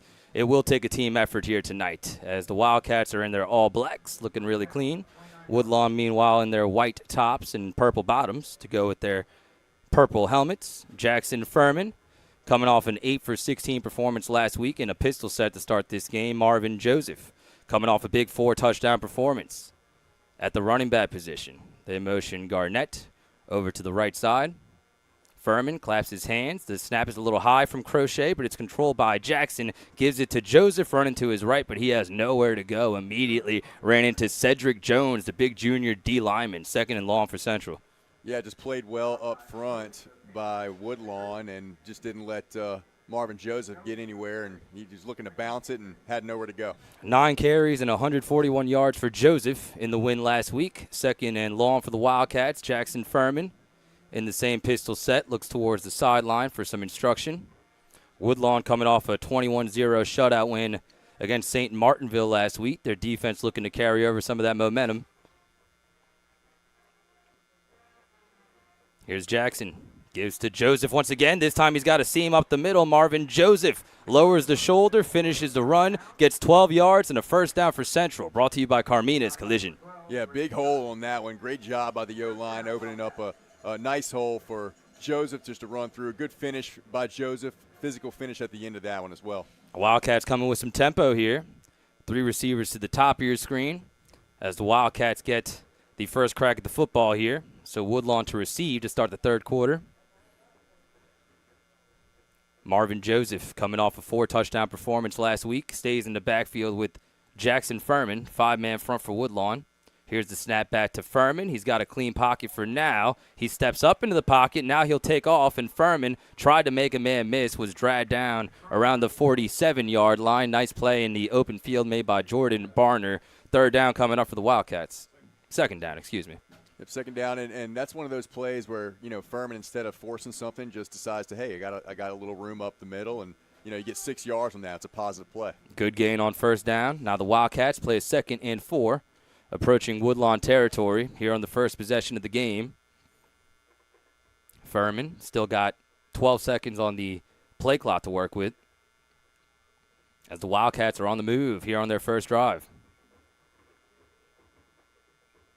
Here's an option to the right side. The pitch out to Joseph. He's into Woodlawn territory, and he's pushed out at the 49. Looks like he got enough for the first down. The tackle was made by Kalen Sonier, but not before another first down. Central, brought to you by Carmina's Collision. Yeah, just a solid play call right here to the short side of the field with that option. Had him out-leveraged, out-flanked on that side, was able to pick up the first down. So Furman taking Coach Semino's advice from this week and taking what the Woodlawn defense gives him. Same formation here with Furman in a pistol set. Marvin Joseph just carried it for 12 yards on his last touch. And there are 2 receivers to the top of the screen, including Kylan Thomas. Had that 50-plus yard game last week. We have some movement on the line of scrimmage, and that looked clear as day. Looks like the Panthers are offsides. Yeah, it looked like Jordan Barner, I believe, coming off the edge. He was blitzing and tried to time it up, but just was a little bit early there. Penalties are something the Wildcats wanted to clean up on their end this week. According to Coach Semino, there was a lot of chippiness in the JV game between these two. And so far, Woodlawn committing all the infractions. So that'll move it into Panther territory, 1st and 5 at the Woodlawn 44. Under 10 minutes to play here in the first quarter. There were some issues with the speakers here at Wildcat Stadium, but looks like that is resolved. Shout out to the crew here. As the Wildcats ahead of the sticks, 1st and 5, Woodlawn 44. Furman still with 20 seconds on the play clock. Takes the snap. Furman steps up and throws. He was hit as he let go of that football, and it falls well short of Keith and Womack. Bringing the heat for Woodlawn was Chase Walker, the big senior D lineman, 2nd down. Yeah, just got pressure in Furman's face right there. Didn't allow him to really step into that one and deliver it where he wanted to. Just good job by the front of Woodlawn. So the Wildcats put it in the air after the penalty. Now they play a 2nd and 5 from the Woodlawn 44. Womack and Thomas to the top of the screen for Central. One tight end to the bottom of the formation. That's Jaden Garnett. Marvin Joseph has been in there every snap at running back so far.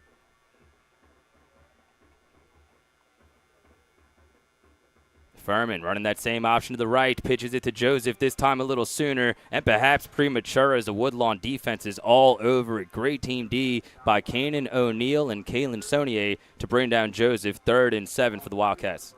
Yeah, the defense of Woodlawn just had that one covered up. They had man on Furman, man on Joseph at the running back position. They both beat their blocks on the outside there. Wasn't blocked very well by Central, and just a good play by the defense. Nice job there by the Woodlawn D. And now the Wildcats playing a 3rd down from the Woodlawn 46 officially. We'll see what Coach Morris draws up here. Still have 10 seconds on the play clock. First possession of the game. We'll see if the Wildcats get a little closer if they consider going for it on 4th down. Here's the snap back to Furman. He's under some pressure, and he's taken down at the 49-yard line. Some good penetration by the Woodlawn defense, and a strong start to this game for Chase Walker, who gets the sack. 4th and 10 for the Wildcats. Yeah, as you mentioned, Chase Walker twice on that drive just beat his man one-on-one right there. And 6'4", about 200 pounds. You know, he seems like a force coming off the edge there, and you know, Central's going to have to do a better job at bodying him up as the game goes on. Got right around John Cummings on the left side. Now Zimmer on the first punt of the night, brought to you by Central Crossthreads. Puts it in the air. A lot of hang time on this one. Not as much distance, but it does take a Wildcat bounce all the way down to the 10-yard line of Woodlawn. 1st and 10 for the Panthers from there. 8:05 left in the first quarter. It's Central 0 and Woodlawn 0. And Josh has a word from our sponsors. This timeout's brought to you by our legacy sponsor, Carmina's Collision Center. Stay local and go see Nick and his staff for quality and expert care at Carmina's Collision Center. Central Football would also like to recognize these maroon-level sponsors: A&B General Plumbing, Bank of Zachary, CAS Roofing and Advising, D&L Electric, and Davis Law Firm. Thank you all for your support of Central Football. Thank you, Josh. Word from our sponsors. Very grateful to everybody for partnering with us for another season, our 2nd year here in the booth, and it's been a lot of fun. Great run to the state quarterfinals last year, and now a 5-0 start to this year, as Woodlawn was not ready for the snap, and it got away from the quarterback there, but the Wildcats not able to get on top of it. Ahmad Price was not ready to receive that football, but the Wildcats cannot take advantage. 2nd and long. Yeah, fortunate for Woodlawn there to recover that one. As you mentioned, wasn't ready and could have been a nightmare disaster for the Panthers. So Ahmad Price starting at quarterback tonight for Woodlawn. That'll make it a 2nd and 12 after the fumble. Price, a junior, listed at 5'8" and 150 pounds. He's in an empty set here for a 2nd and 12. Woodlawn backed up against their own goal line. Here's the snap. And now he's going to look to take off and run, and a little bit of space here, and enough for the first down all the way out to the Woodlawn 25. Heads up play by Ahmad Price, who finds a seam and gains 15 yards. Yeah, you could see that one open up for him, and you know, he obviously saw it and tucked it and ran. There's a lot of room right there in the middle. You know, good decision by him, and first down for the Panthers. So Woodlawn with the stop to start this game on defense. Now their offense looking to take advantage as that pass is complete for another Woodlawn first down as Ahmad Price finds Jaden Robinson over the middle, moving the chains again for Woodlawn. Yeah, just moving quickly, kind of caught Central off guard there. Little RPO, and guy was wide open right over the middle of the field. So the snap on the first play from scrimmage for Woodlawn was premature. They were backed up, but since then, only going forward. Here's the handoff in the first running play between the tackles as Jacob Jala, the senior running back, gets to the 40-yard line. It's 2nd and 6 for Woodlawn. A good first down run right there by Jala. Picked up 4 yards, had a little nice push on the left side of that offensive line from Woodlawn. And Jala's been instrumental to this Woodlawn offense the last couple of years under Coach Randall. Here's the snap. Give it to Jala again. Tries to get to the edge. Breaks a tackle. Nicely so. And he's down to the 44-yard line. Got away from Mays. Eventually got tackled by Stewart. 3rd and short for Woodlawn. Yeah, another tough run. Had him in the backfield there and, you know, was able to shake free and gain about another 3 or 4. Set him up for 3rd and short. Not easy to get the edge on KD Mays. He did there, though, and sets up a 3rd and 2 for Woodlawn. Shotgun formation for Ahmad Price. Hands it off to Jala. Left side. Got away from the initial contact, but DK Mays stayed engaged. Got him to the ground at the 44-yard line. 4th and short, and a decision coming up for Woodlawn. Yeah, so last play got away from KD, but when DK gets a big paw on you, I don't think you're getting away from that guy more times than not. So good job hanging on. Good play by DK Mays right there. Hung on to him, as Josh said, with the one hand. And initially they left the offense out there. Now it looks like the special teams unit will come out for Woodlawn. So a nice response from the Central defense to get the stop after the Central offense could not get any points to start the game. And Stephen Rennell back deep, the ever-dangerous Stephen Rennell. And here's the snap, a little bit high, but controlled anyway. Nice job there As this will take a couple of bounces, Rennell will let it go, and it eventually gets into the end zone. Wildcats caught a break there. They do play a first down for the second time today after the touchback, and with 5:22 left in this first quarter, it's Central 0, Woodlawn 0, and the Wildcats getting the football back again. This next time out is brought to you by our legacy sponsors, Keith's Pro Paint and Body. Located off of Hooper Road at 9950, Keith's Pro Paint and Body has excellent service and are wonderful people to work with. Special thanks as well to Central Crossthreads for their commitment to support Wildcat football through their Loyal Level Gridiron Scholarship. We'd also like to shout out these Maroon Level sponsors, Drew Dillio State Farm, GM Cable, Hunt's Tire Pros and Car Care, ISC Constructors LLC, and Letheon Anesthesia Services LLC. Thank you for all your support of Central High School football. Wildcats have it again, 1st and 10 from their own 20 after they forced the 3-and-out for the Walker offense. And Jackson Furman in the shotgun again, got sacked on that first drive. Here's the handoff to Marvin Joseph, tries the right side, and that hole closed very quickly. Nice job by Kanan O'Neal to fill the gap for Woodlawn. It's a gain of about 3 for Joseph. Yeah, not a bad gain on first down. Got about 4 yards. Like you said, had a large hole, a lot of room, but good job, good closing speed by the Woodlawn defense to limit the damage there. That was Tristan Rose on the last handoff. Believe Joseph is back in there now for a second down. Nope, that is still Tristan Rose. Coming off the 2-touchdown performance a couple weeks ago against Cecilia. And the Wildcats offense trying to get something going here. Less than 5 minutes to play in the first quarter. 5-0 Central and 2-3 Woodlawn from Wildcat Stadium. Here's the snap. Hand off to Rose once again, lowers the shoulder and gets some more positive yards. Got stuck at the 29-yard line. Looks like he's a yard short of the first down. Big hit put on by Caden Randall, and it is enough for the first down. Generous spot for the Wildcats, brought to you by Carmina's Collision.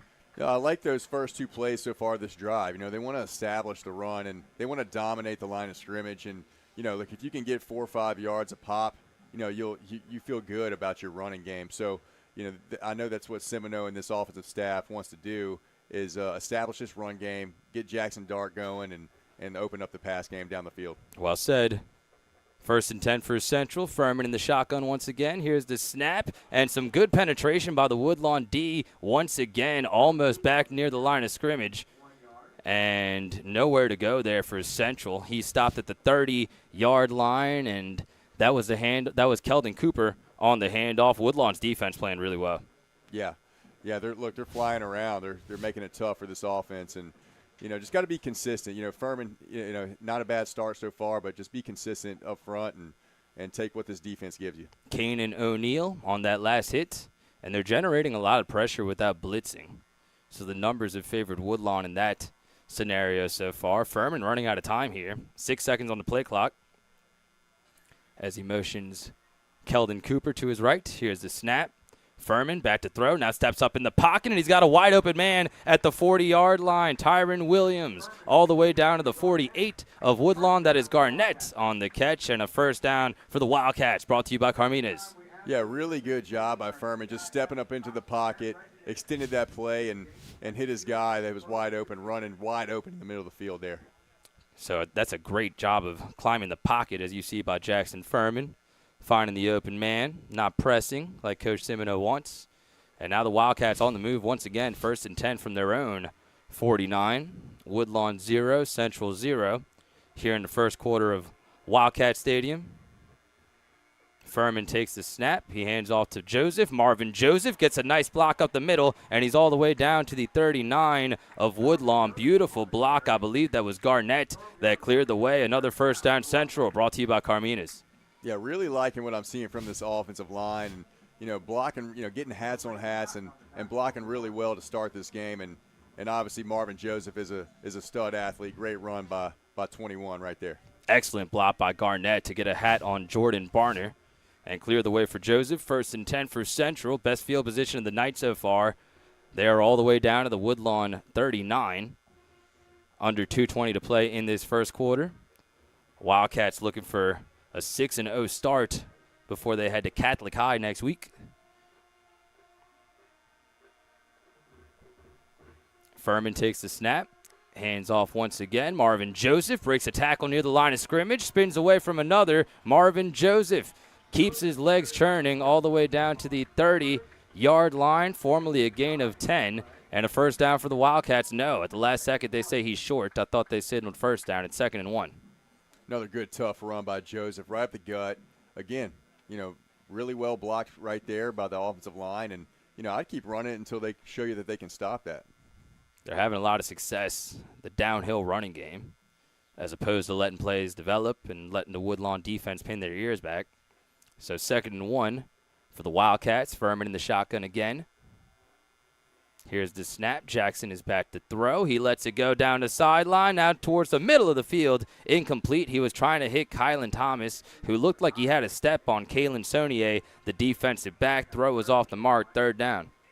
Yeah, made the right read there. Saw KT one-on-one coverage. If you could have led him over the middle of the field a little bit, let him kind of run to that one, that's obviously where you wanted to go with it, but just a little off the mark, and now 3rd and short. So 3rd and 1, a lot of variety here. You can lead the offense out there if you don't convert here. So it's not like you have to run the ball. Keldon Cooper is in the game, however. Has split running back duties with Rose and Joseph. As Furman, with a lot of support around him, both in front and behind, hands it off to Keldon Cooper, trying to get to the edge, and he won't get there initially. Does stick out the ball after the second effort, and it looks like he got a little closer. I don't know if he got enough for the first down. It'll depend on the spot, and the referee has marked them short, so it's 4th and inches for the Wildcats. No, I didn't make it. Central brought the heavy set out there, and, just busted up at the line of scrimmage by Chase Walker. Really good play by him to get penetration and disrupt that play from the start. 4th and inches for the Wildcats, as Woodlawn got the stop on the first possession of the game. Now the Wildcats on their second drive will go with the Wildcat formation. Marvin Joseph had the big 69-yard touchdown run out of this look last week, and now a timeout called by Woodlawn. 34 seconds to play in the first quarter. It's Central 0 and Woodlawn 0. And Josh has another word from our sponsors. This timeout is brought to you by our loyal sponsors, Ivy Construction. Ivy Construction is a premier supplier of site fill and aggregates in Baton Rouge, Louisiana. Our high capacity and high volume allows us to handle large-scale projects with ease. We have an extensive selection of materials to choose from: dirt, clay, sand, river silt, limestone, topsoil, pipe bedding, and gravel.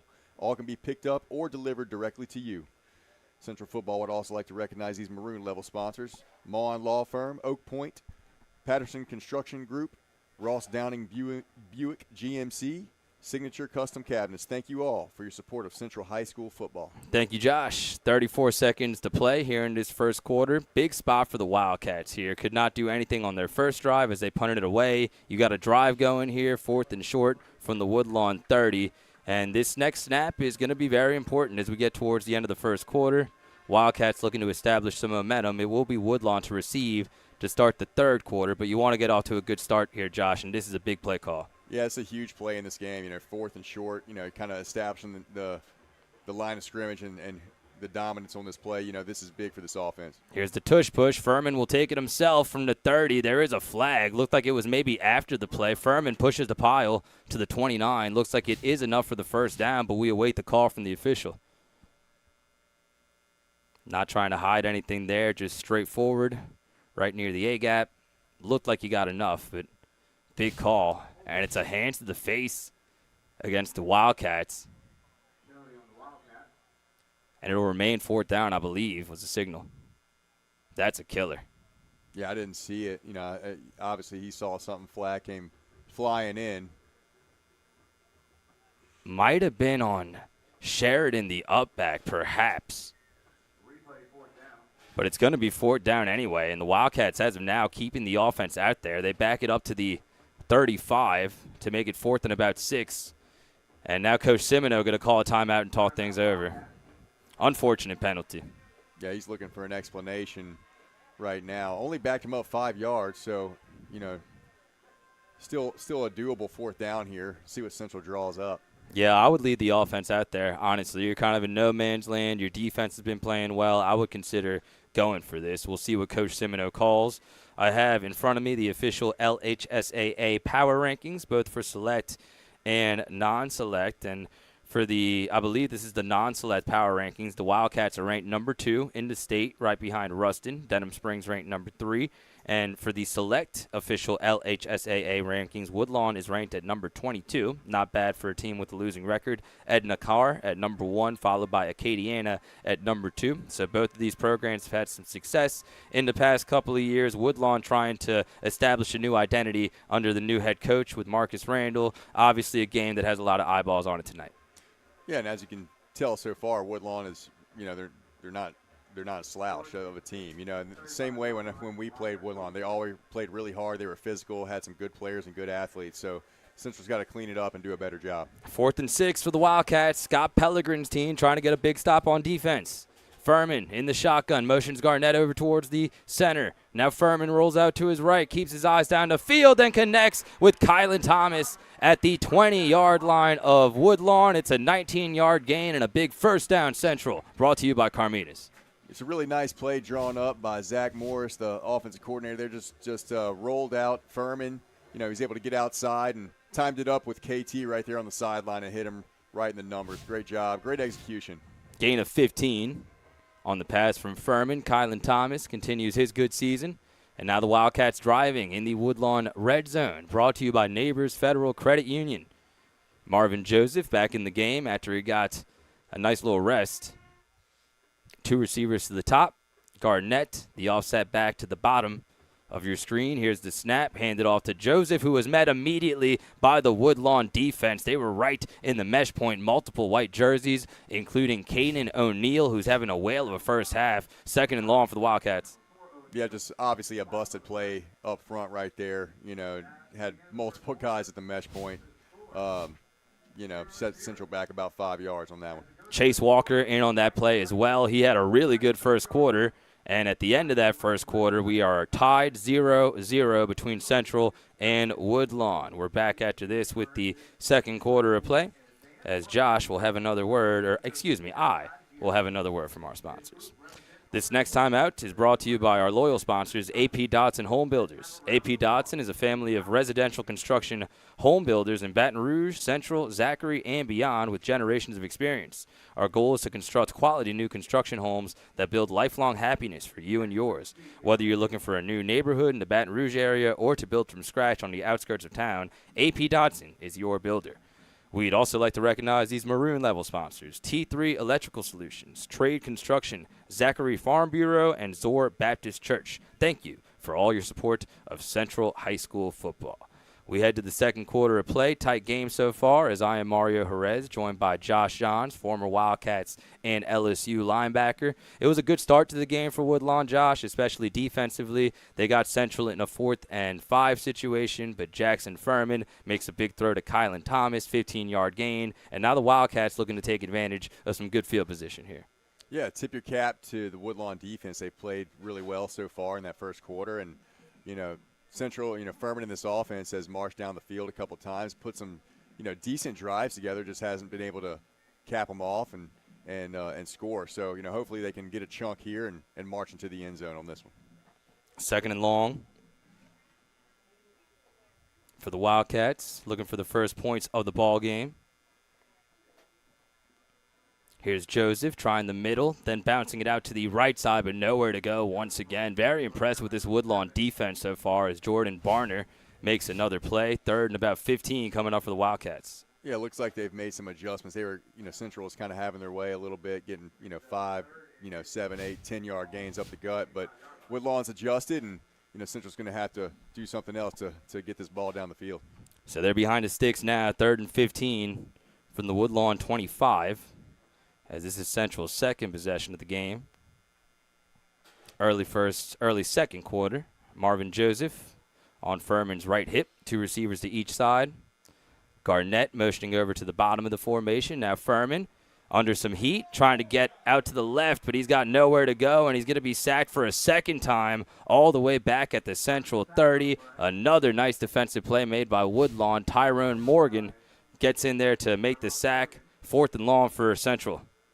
Yeah, just no time for Furman to really diagnose, his receivers down the field. Just didn't have time in the pocket. And, that defensive front for Woodlawn is getting after the Central front so far.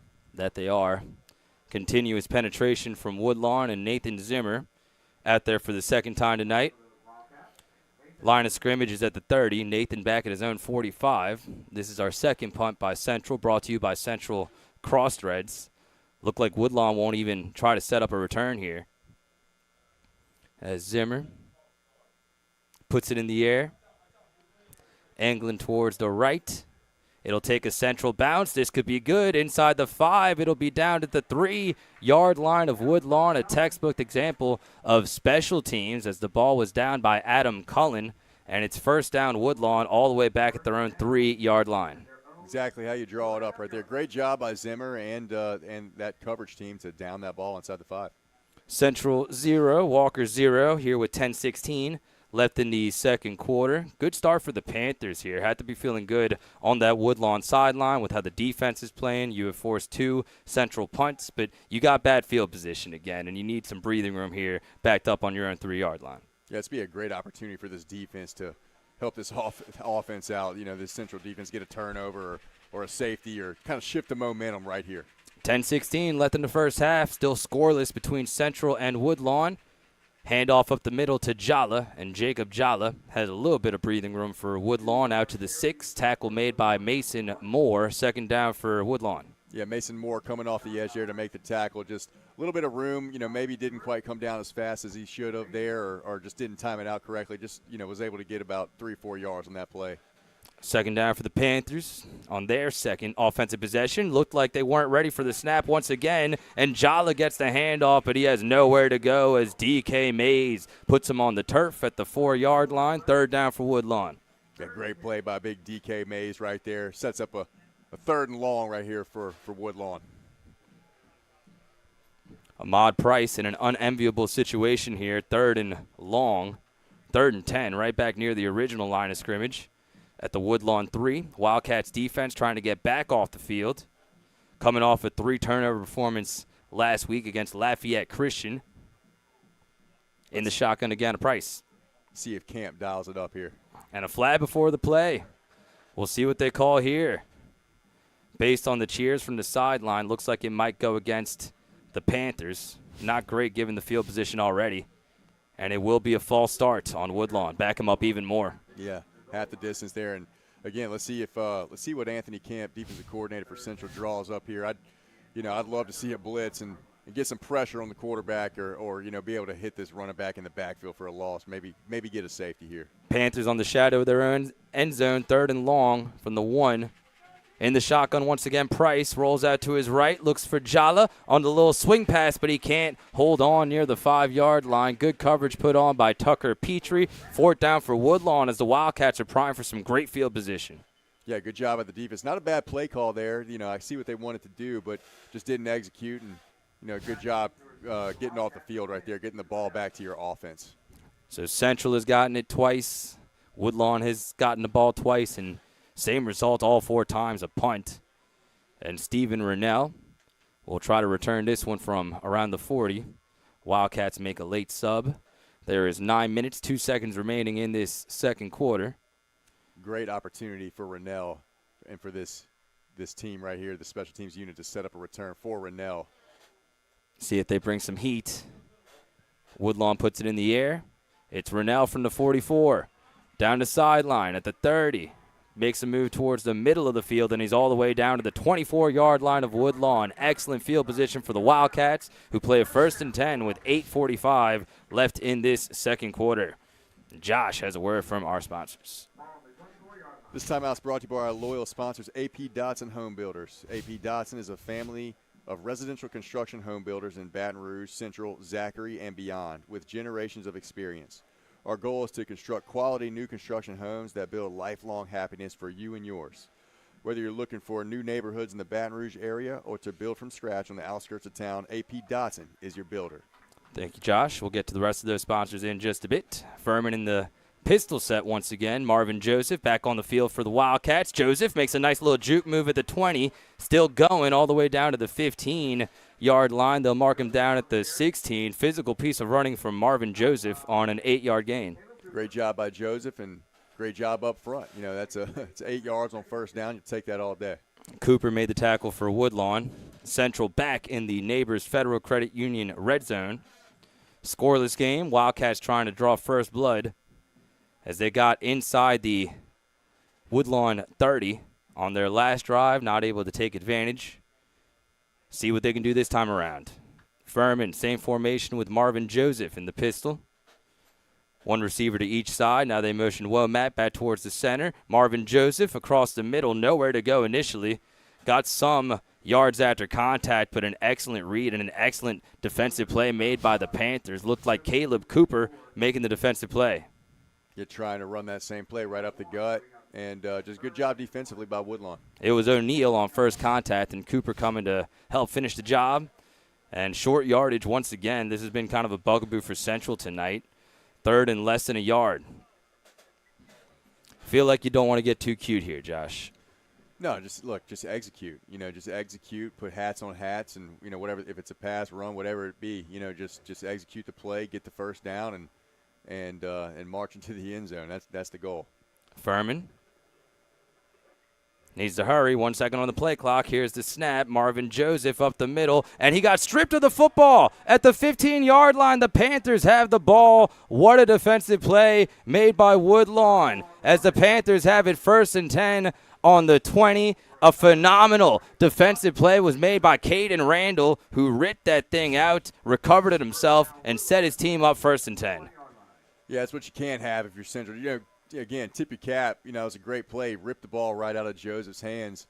But, again, self-inflicted wounds is what Semino has kind of been, it's kind of been the theme so far, for this offense. We'll drive down the field, get good field position, but, have plays like that'll set us back. We saw this same Woodlawn team last year, Josh. They look infinitely more inspired, especially on the defensive side. Yeah, defense is playing really hard for Woodlawn. Again, it's – they're making it really tough for Central. Central's had some success running the ball, but, have not been consistent. And Woodlawn's doing a great job at kind of bending but not breaking. Scott Pellegrin in his first season, 33-year-old head coach, has a shot here on first down and maybe a little bit of miscommunication between Ahmad Price and Kalen Zonier. Good coverage on the play by the Wildcats. 2nd and 10 for Woodlawn. Went deep right after the turnover. Yeah, just nowhere to go. Good coverage down the field. They were trying to throw it up and make a play, but good job by the Central defensive secondary. Caden Randall makes an excellent play on Marvin Joseph to strip him to the football and set Woodlawn up 1st and 10 around their own 20. Defensive battle here so far with 6:50 left in the first half. Yeah, and Caden Randall is Marcus Randall's son, so pretty cool. Good note. Appreciate that. No daddy's proud after that one. Yeah, great play by him. 2nd and 10. And a timeout on the field for hydration. Or no, it's charged to Woodlawn. So a timeout for the Panthers with 6:50 left in this first half. This next timeout is brought to you by our legacy sponsor, Carmina's Collision Center. Stay local and go see Nick and his staff for quality and expert care at Carmina's Collision Center. Central Football would also like to recognize these maroon-level sponsors: A&B, General Plumbing, Bank of Zachary, CAS, Roofing and Advising, D&L Electric, and Davis Law Firm. Thank you for all your support of Central High School football. 2nd and 10 for the Panthers of Woodlawn, 2-3 on the year. Josh, this is the team that got off to a rough start, 0-3, but they're currently on a 2-game winning streak, including a 21-0 win over St. Martinville last week. And maybe not many people gave them a chance in this game against the Wildcats, especially on the road, but especially defensively. They really seem to be carrying over that momentum from the last 2 weeks. Yeah, most people might be surprised to just see where this game is at right now, tied 0-0 second quarter, but I'm really not. Look, it's high school football. I know that, and it's any given Friday. You got to come out and execute and be the most physical team on the field.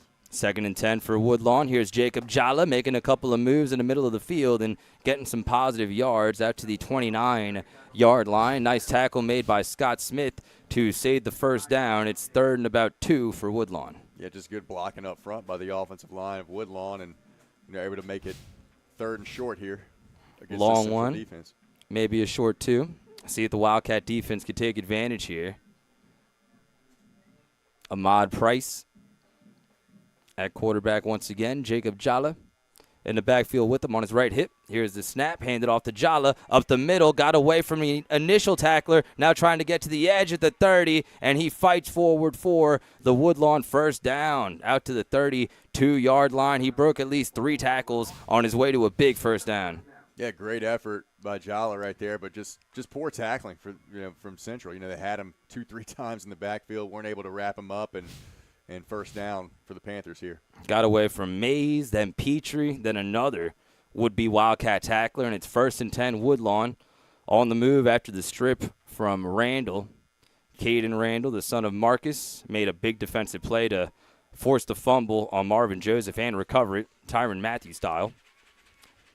1st and 10, Jala up the middle once again. This time he's got nowhere to go. Nice second effort, though, as he drags a couple of black jerseys down to the 38. It's a gain of 4 that could have been a gain of 1. Nice job by Jala. Yeah, hit basically at the line of scrimmage and just keeps the feet moving, gets extra yardage, just being more physical right there. Central defense has to stiffen. They gave him 7 yards on the gain there to make it 2nd and 3. And looks like Woodlawn, the more physical team, at least so far, as it's Price in the shotgun once again. New running back on the field for Woodlawn. It's Jones, and Kedry Jones takes it left side, and he's got nowhere to go. He was wrapped up immediately. Excellent penetration and excellent form on the tackle there by the Wildcats, and it looked like that was Jake Jarrow who made the play. Really nice job by Jarrow, just scraping off the edge, just like a linebacker should, and inside outs that guy and makes a form tackle, and it's exactly what this defense needed to get back on track. Nice job by the junior linebacker as Jake Jarrow continues his stellar season. That'll make it a 3rd and about 6 for Woodlawn here on their 3rd possession of the game. 0-0 with 4:20 left in this first half, and Woodlawn set to receive to start the 3rd quarter. Price tries the option to the left side, now cuts it back towards the middle. Nice fight on the second effort to get closer to the sticks. They'll rule him down at the 39. 4th and about 2 coming up for Woodlawn. Yeah, 4th and a long 2. Good tough run, but Central hit, basically hit him at the line of scrimmage and made it tough for him to get to that first down marker, and we'll see what Woodlawn comes out in here on 4th down. Interesting. See what the Panthers elect to do. Offense still out there as of now, but the Wildcats will take a timeout to talk things over. Yeah. Central confused on what set they wanted to come out with and what package defensively right there. And want to make sure it's a big play in this game right here, so they want to make sure they get it right. 3:47 left in this first half. It's Walker's 0, Woodlawn 0, and Central 0. We have a lot of Wildcats, Josh. It could be easy to get confused. We are playing the Woodlawn Panthers tonight, and they've really brought it here in this first half. We've mentioned the Woodlawn defense offensively. I've been impressed with Ahmad Price. He's running around. He's making things happen with his legs. And Jacob Jala, ever dangerous. The Wildcats need to try to get off the field here and not let this drive continue. Yeah, well, we look a little flat. I'll be honest. We look like we kind of came out here and we're expecting to things to go a little differently than they have, and Woodlawn's playing with a chip on their shoulder. So we need to kind of focus in, hone in on. This would be a great start right here. Get off the field on this 4th and short. 4th and 2. Woodlawn offense is still out there, and it's Caden Randall. In at the Wildcat formation, Randall tries the right side. He gets to the edge. 1st and more for Woodlawn. Down to sideline Randall. Inside the 20. It's a touchdown for the Panthers.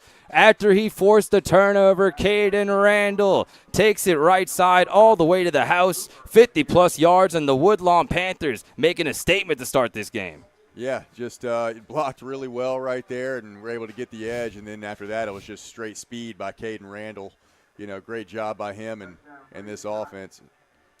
Nobody in front of him, nothing but green grass. And look at the speed on Caden Randall. We mentioned Woodlawn will have several players on both sides of the football tonight. Caden Randall doing that and doing that at a world-class level. Now we await the extra point. It is up and it is blocked. The Wildcats got a hand on it. Got some penetration from both Mays and Rennell. Believe it was Rennell that got a hand on it. So we see the replay. Nice job on special teams, and the block party, at least on the PAT, is in session, Josh. Yeah, look, that's a big play. You know, that could always be a momentum shifter, and you know, we have to come out offensively and establish a little bit of consistency on our drives. You know, we got to be able to march down the field, take advantage of good field position, and punch it in. You know, you can't put our defense out there every single time. And you know, look, tip your cap again to this Woodlawn team. They're playing really well. They're playing hard, and they're bringing it tonight. Woodlawn 2-3 on the year. Central 5-0. We mentioned the 0-3 start for the Panthers this season, but they've turned it around the last couple of weeks. They looked really good last week in that shutout victory over St. Martinville, and they're certainly not intimidated by the Wildcats, Josh. This is going to be a big offensive possession, and the Wildcats have put some good plays together. They've driven inside the Woodlawn 30 twice, but when the field shrinks, the Central offense has not been as productive, and they'll have to make some adjustments. Yeah, it's been that way all year so far. You know, we've gotten down inside the red zone or inside the 30, and once that field condenses, we seem to struggle. You know, we've got to find a way to punch it in. That's when it matters most. You know, you have a defense and a special teams units that put you in good field position. Got to be able to capitalize. Caden Randall puts Woodlawn on top 6-0 on the 50-plus yard touchdown run, and it'll be returned by Stoken from around the 10. Blason Stoken has a lane, middle of the field, all the way down to the 42-yard line. It didn't look like he had much room, but he just kept going, and the Wildcats have solid field position. Yeah, once again, another really good return by that kickoff return team, and, you know, sets this offense up, you know, in a great spot. You know, we got to be able to march down the field, put, you know, some consistent plays together here, you know, block well, hat on hat, and, you know, maybe give Furman some time in that pocket to deliver the ball down the field. Nice block by Deshad Sheridan on the special teams unit there. The Wildcats facing a deficit 6-0 with 3:30 left in this first half. Jackson Furman trying to get this offense going in the game with Cooper. Here's the snap back to Furman. 5-man rush for Woodlawn. Jackson keeps his eyes downfield, lets it go. Somewhat dangerous. It is incomplete at the 35 as he was looking for Williams. Nice coverage again by Randall, who's doing everything tonight. Second down for Central. Yeah, not a bad idea, not a bad ball. You know, Caden Randall tried to undercut that one and, you know, wasn't able to get a hand on it, but just was also out, you know, a little bit too far for our guy offensively. So, you know, good job by the Woodlawn defense there. Make it a second down for Central. Looking to respond after Woodlawn forced the turnover and then scored the touchdown. Caden Randall did both. Here's the snap back to Furman. Quick pass caught by Womack. Ethan Womack trying to make a man miss at the 45, was flipped over. Looks like the defender maybe got the worst of that hit. Caleb Cooper saved a lot of extra yardage, but Keithan Womack still picked up 11 and a first down Wildcats. Good play by Central offense there. Look, that's the plays I like. Get the ball in the hands of your athletes. Let them work. You know, distribute the ball and let those guys make a man miss and get down the field. Agreed. 1st and 10, third time tonight that Central is in Woodlawn territory, still looking for their first points. Furman in the shotgun, 2 receivers to each side. Garnett in as an offset back. Here's the snap back to Furman. Good jump on the snap count by the Woodlawn D-line. Jackson lets it go, and it's bobbled initially but caught all the way down to the 36. Goes Williams, and that was a headsy play to catch that football. Maybe tried to run a little prematurely, but still caught it and got 9 yards. A good job by Furman coming up and just seeing Tyron Williams kind of streaking free in the flat right there. And, yeah, he delivered a dart to him right there. Great job by Williams to hang on to that one. Second and short. Wildcats on the move once again, trailing 6-0. 2:41 left in this first half. Furman trips to the bottom of your screen. 2 receivers to the top. Here's the snap, 4-man rush for Woodlawn. Furman will take it himself, and he's got a seam. Jackson still going, breaking some tackles. Look at the second effort from Jackson Furman all the way down to the 25-yard line, getting some passionate applause from his father, who's right in front of us, picking it up another first down, brought to you by Carmina's. You got to love it when your signal caller, you know, gets the ball, runs downhill, and just ducks his head and tries to run over 2 or 3 guys. Man, that's just a physical run by the quarterback. Look at the strength from Furman. Still going, picking up 13 yards, 12 yards officially, setting up the Wildcats 1st and 10 from the Woodlawn 25. And Furman in the pistol takes the snap, Hands off to Joseph on the stretch play, left side. Looked like there was going to maybe be a flag for holding. That's what Woodlawn's asking for, but don't see one yet as Joseph is down to the 19. Nice tackle made by Brennan Lamont. Second down at about 4 for Central. You may have gotten away with a little holding on the perimeter right there that allowed Joseph to bounce that one outside. But, hey, look, we'll take it. And good gain on first down. And, again, in the red zone and threatening here. Timeout Woodlawn with 1:54 left in this first half. It's Central 0 and Woodlawn 6 as Josh has a word from our sponsors. This timeout's brought to you by our legacy sponsors, Keith's Pro Paint and Body, located off Hooper Road at 9950. Keith's Pro Paint and Body has excellent service and are wonderful people to work with. Special thanks to Central Cross Threads for their commitment to support Central High School football through their loyal level gridiron sponsorship. Central football would also like to recognize these maroon level sponsors: Drew Dillio State Farm, GM Cable, Hunt's Tire Pros Car Care, ISC Constructors, Letheon Anesthesia Services. Thank you all for your support of Central High School football. Thank you, Josh. 1:54 left in this first half. The Wildcats trail 6-0, and this is a big drive here. So far, it's been a nice response. You've hit a nice play to Keith and Womack on a screen pass. Furman had a nice run and a gain of 15, but you want to finish the job now that you're back in the red zone. Yeah, I mean, that's the Central offense. This is where your drives have come to die, right here inside the 20-yard line. And, this is where you have to be great. We got to be able to score when we're in this position. Second down for the Wildcats inside the Woodlawn 20. Joseph in the game behind Furman. Fake it to Joseph. Got a wide open Garnett at the 20. He's got it. He's inside the 10. He's at the 5. Lowering the shoulder. Bouncing off a contact and scoring. Touchdown Wildcats as Central ties the game momentarily. And Tyron Williams with an excellent piece of running Garnett, with an excellent piece of running. And Jaden Garnett on the physical touchdown from Jackson Furman. Beautiful play call. Had Garnett leak out on a little bootleg. Nobody picked him up. Obviously, Furman saw him, put it on him, and what a physical finish right there to get into the end zone. Great job. What a finish to that catch and run as Garnett bowls over the Woodlawn defender.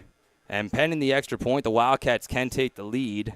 Jackson Furman still acting as the holder as Hayes Mathern continues to deal with an injury. And Nathan Zimmer will try to give the Wildcats the lead. Nathan Zimmer's kick is up, and it is good after a touchdown strike from Jackson Furman to Jaden Garnett. There's 1:45 left in this first quarter. It's Central 7 and Woodlawn 6. What a response from the Wildcats. That's exactly what we needed right there. And, again, I love the finish to that touchdown run. Just a heck of a collision right there at the goal line. And, we get the best of them, and we're able to punch it in for 6 and convert on that extra point and up 7-6. And that's a play you love because it was a beautiful design. He leaped out into the flat. Garnett immediately wide open, but you love to see the effort. Would have been very easy to settle for the first down, set your team up for a 1st and goal. That looked like a desperate football player on a desperate team, which was the case down 6-0. So that was an important development for Central. Yeah, I love the play call. Just kind of float everybody to the left like you're going to run a zone and leaked Garnett out to the right, and they heavy committed to the run right there, and he was wide open and was able to get into the end zone. Just a good call, good execution, and good tough run by Garnett. And Tyron Williams started the year playing a little bit more tight end in line. He's since played a lot more slot receiver with the injury to Hayes Mathern, but that's a heck of a 1-2 punch with Williams and Garnett.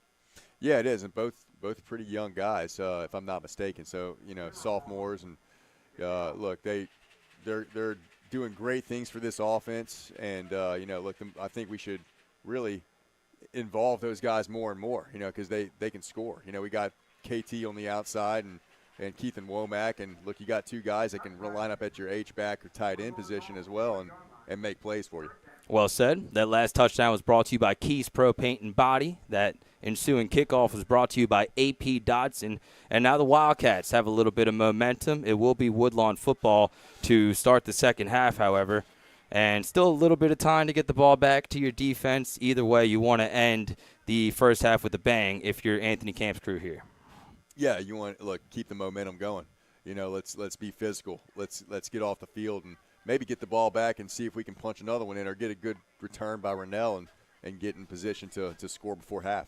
Well said. So Caden Randall's definitely been the MVP for Woodlawn so far with the forced fumble, recovery, and then the 50-plus yard touchdown run on the ensuing Woodlawn possession. First down, Price back to throw, looks for Jala, and he can't come up with the catch at the 20-yard line. The Central defense was bringing the heat on the pass rush. Second down for Woodlawn. Yeah, pressure right there in his face, and had a guy in the flat, but just overshot him. Too much pressure right there, and that's what pressure can do. That's what getting after the quarterback can do. You've seen Furman miss a couple throws because of that same pressure, and good by the Central defense. 61 yards on the touchdown run for Randall. Appreciate all the assistance here in the booth. Second and long for Woodlawn. Price back to throw. He's under some heat, and down he goes at the 15-yard line. Did not see the defender, but at the last second, the big hit was laid on by multiple Wildcats. Looked like Connor Scott made first contact. Third and long for Woodlawn. Yeah, Connor Scott's just been a stud all year long. You see him coming off the edge there, beats his man one-on-one, and was able to get to the quarterback there. Big sack. Set up a third and long timeout on the field with 1:31 remaining as the Wildcats will try to get the ball back to their offense.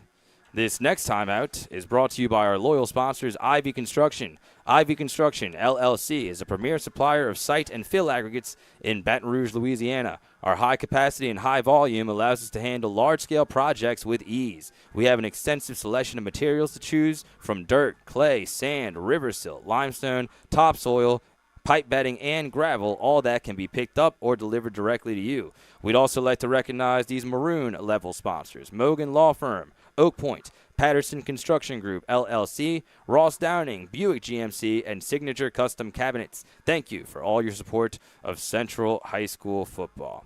Got a good one on hand here tonight with 1:31 left in the first half. It's Central 7 and Woodlawn 6. Mario Jerez alongside Josh Johns. A touchdown pass from Jackson Furman to Jaden Garnett put the Wildcats on top. Before that, it was Caden Randall with the 61-yard touchdown run for Woodlawn. Now the Panthers playing a 3rd and 12 from their own 17. Big play.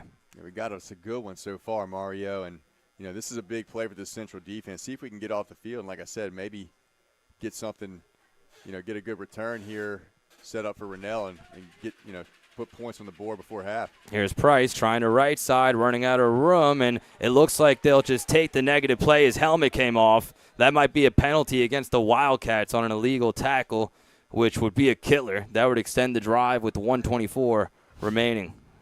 Not sure who it was, but somebody got a face mask there, and that's unfortunate because we were getting off the field. You can see it right there. Ripped his helmet off. Mays was in the area with Scott, and that should be a first down for Woodlawn. Still a lot of time remaining as well, 1:24, which is a lot of time for the Panthers, but unfortunate because now you won't get that time for your own offense if you're Central.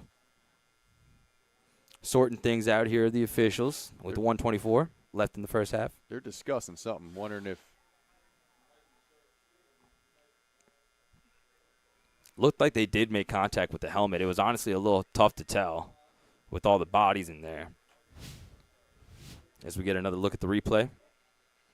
Trying to right side was Price. The face mask is the official call. Yeah. Looked like KD maybe grabbed it first, and then Scott made another hit that jarred his helmet off. Just a 5-yard face mask, so still a 3rd down. Okay. Thought it might be a little bit more egregious with the helmet coming off. But yeah, I think KD just got his hand right there, and, the helmet came off on the hit, it looked like. So KD, just getting a little hand on the face mask. 5-yard penalty, still can get off the field here. Well said. So a little bit of a better situation for the Wildcats, but still a chance for Woodlawn. 3rd and 10. Price has made some plays outside the pocket. They'll flush him to the left side here. Lets it go. Down the sideline. Dangerous play. And it's intercepted. At least momentarily, but Blason Stoken could not come down with it. It just popped out like a weasel after Stoken made an excellent play in coverage, but it's 4th down. Great coverage by Stoken. He was in perfect position. Back to the receiver, high point of the ball, just wasn't able to come down with it. But nonetheless, 4th down, punting the ball away. What a defensive play from Ryan Brown, the Woodlawn wide receiver who jarred that thing loose. That can prove big towards the end of the game. You know, I may prefer that, though. Now we have a chance for Rennell to get the ball in his hands and potentially do something special. Well said. So Woodlawn will kick it away once again. And it will be Rennell, as Josh said, waiting for it at the Central 45. Punches in the air for Woodlawn. Good distance for Tate. Now Rennell, middle of the field, has a seam inside the Woodlawn 40. Needs to hold on to the ball here. They'll mark him down at the 36-yard line of Woodlawn. 1st and 10 for the Wildcats with 58 seconds to work with. Another solid return by Rennell sets the offense up in fantastic field position. We have, right at a minute. We got 58 seconds left and plenty of time to push the ball down the field and potentially get 6. So you still got some time here. What do you make of Jackson Furman's performance so far? Do you think he's doing a good job of not pressing as coach wanted? Yeah, I mean, you can see him. He looks a little more settled back there. Just really the entire offense hadn't been as consistent as we wanted, whether it be the run game or the pass game. But, I think he's letting it come to him a little bit better today. 1st and 10, Central from the Woodlawn 38. Furman in an empty set, lets it go. Left side, it's caught. Nice snag along the sidelines at the 32-yard line of Woodlawn. Reception was hauled in by Maurice Stewart. 2nd and about 4 for Central. I love that play. It's 6 yards. Take it every single time. If we can march down the field with 6, 8-yard completions, we'll march right down the field and score. Lamont made the hit for Woodlawn. And Central has it at the Panther 32. On a 2nd down situation, Jackson Furman back in the shotgun. 4-man rush for Woodlawn. Furman under some heat, rolls out to his right. There is a flag behind the line of scrimmage as Furman is taken down near the 32. Excellent pursuit by Woodlawn and Chase Walker, who made the play. We await the call on the penalty. Yeah, Chase Walker's having him a day multiple times in the backfield, and I believe it's going to be a holding on Central and back us up here. It is in that area of the field where we saw the flag. So the Wildcats not quite in field goal range just yet. Under 50 seconds to play. And don't believe the Wildcats have any timeouts left. So time will certainly be a factor here. And Josh called it. It is a holding penalty on the Wildcats. It'll back them up all the way to the 47-yard line of Walker. 1st down is at the 28. So that would make it 2nd and 19. That's a killer. Let's see what we draw up offensively, maybe a little screenplay, and see if we can break one. It worked to Womack a couple of snaps ago. Stoppage of play here with 45 seconds left in the 1st half. Referees talking it over. Woodlawn drew first blood in this game after Caden Randall forced a fumble on Marvin Joseph near the Panther 20. Next drive, he took it 61 yards to the house on a direct snap. And that's where we stand so far. Great game here tonight. Yeah, it's been fun so far. A lot of big plays and, really good job so far by this Woodlawn defense. It's been a battle up front. Now they put it a little closer. Not sure what the call was, but it is 5 yards against the Woodlawn defense. Make it 2nd and about 14 for Central. Empty set once again for Jackson Furman. Here's the snap, 4-man rush for Woodlawn. Throw over the middle is incomplete. A dangerous play as it bounced off of the hands of Tyron Williams near the 40. Ball hung in the air dangerously, but it hits the turf. 3rd down. Yeah, a lot of pressure right in Furman's face. Tried to step up and deliver it just off his guy's hands. Nice coverage once again by Woodlawn and Brennan Lamott. The defense for the Wildcats has really shown up in a big way here. For first-year head coach Scott Pellegrin, 33 years old in his first season leading this Woodlawn program, taking over for Marcus Randall after 6 seasons. As it's 3rd and long for the Wildcats, Furman all by his lonesome in the shotgun. Takes the snap. 4-man rush once again for Woodlawn. Furman under some trouble. Walker pursuing. Furman lets it go. Middle of the field, and it's incomplete. Womack had position on the defensive back, but he couldn't come up with it. Near the 25-yard line, step for step was Kalen Sonier. 4th down for Central. Yeah, pressure from Chase Walker flushed Furman right out the pocket there, and he tried to deliver the ball to Womack, and just good coverage down the field by Woodlawn. Excellent defense by Woodlawn for most of this first half. Central does have the lead with 27 ticks left in this first half. They'll try and pin them deep here and not give them an opportunity for points. Zimmer catches it at zone 45 under some heat. Got hit after that punt, and there's the penalty. Flag is down on the play. Don't know if it's going to be enough for the first down as the ball is down to the 24. There was some clear late contact against Nathan Zimmer on that play, and we await the call on the penalty. Yeah, it should be a roughing right there and give us a first down, which is a huge break for Central. Looks like you're right. It is a roughing the punter. That was Chase Walker again trying to make a big play on special teams, and he had a shot there, but just a little late, and roughed him, and that's what you can't do right before half, especially. Exactly. Give us life here on this drive. This would be great. It'd be huge to take a shot or two at the end zone and see if we can make something happen. Time and score. We're still waiting the official call from the referee. It's a 5-yard penalty. And it'll be enforced, I believe they said, on the kickoff. I thought it was roughing, honestly, just based on the contact, but the referee says a 5-yard infraction, and it will give the ball over to Woodlawn with 16 seconds remaining in this first half. Well, kind of a break for Woodlawn there, but nonetheless, good. Still look, they're playing really well defensively, and this one's going to go. Looks like it's going to go to half 7-6. It's been a physical game so far, and Woodlawn's come out and played really, really well tonight. So it should be a fun second half. Both defenses playing really well. The Central offense kind of driving the ball a little bit more methodically. Woodlawn had the one play on the 61-yard touchdown, but this is a defensive clinic for most of this game, really from both teams. Should be a great second half. Yeah, good physical defenses so far. Just both of them winning the line of scrimmage, and we'll see what the second half adjustments are for each team, and again, should be exciting third and fourth quarter. Ahmad Price in the shotgun, final seconds of the first half. Takes it up the middle for Woodlawn, and he's got nowhere to go. Multiple Wildcat defenders there to take him down, including Mays. And we'll see if they run another play. Looks like that'll do it for the first half of play. Nice job on defense there. It was Mays along with Alexander Stewart, who flew in to help make the tackle. And we have an entertaining game here at Wildcat Stadium. We head to the third quarter of play. It's Central 7 and Woodlawn 6. Final thoughts on the first half, Josh? Just no consistency offensively for Central. And, we've string together half drives. It seems like we can get down to the 30, 20-yard line and just not finish it off, or maybe have a penalty that sets us back and pushes us out of field goal range, or really just out of being able to get a first down and keep the chains moving.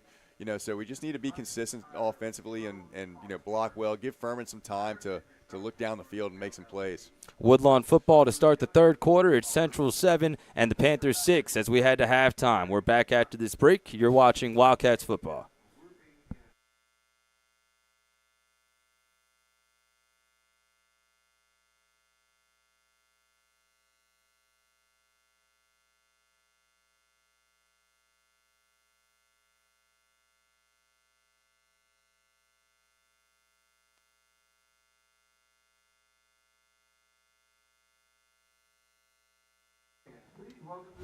Why do I love teaching at Central? We believe in the power of education to change lives. We're not just a school, we're a community that invests in its students and teachers. Collaboration isn't just encouraged, it's essential. Our main focus is to achieve our shared goals and make a meaningful impact on the world around us.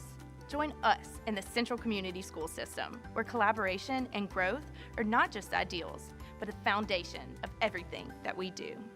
Your future is Central. I've had this stream up for a bit, and co-captains are Kaylee Besson and Hannah Crum. And secretary is Isabella Thomas. Leaders for the band include Allison Osborne, Tori Lee, Ethan Goche, Kendra Forrest, Zach Clark, Chris Kenny,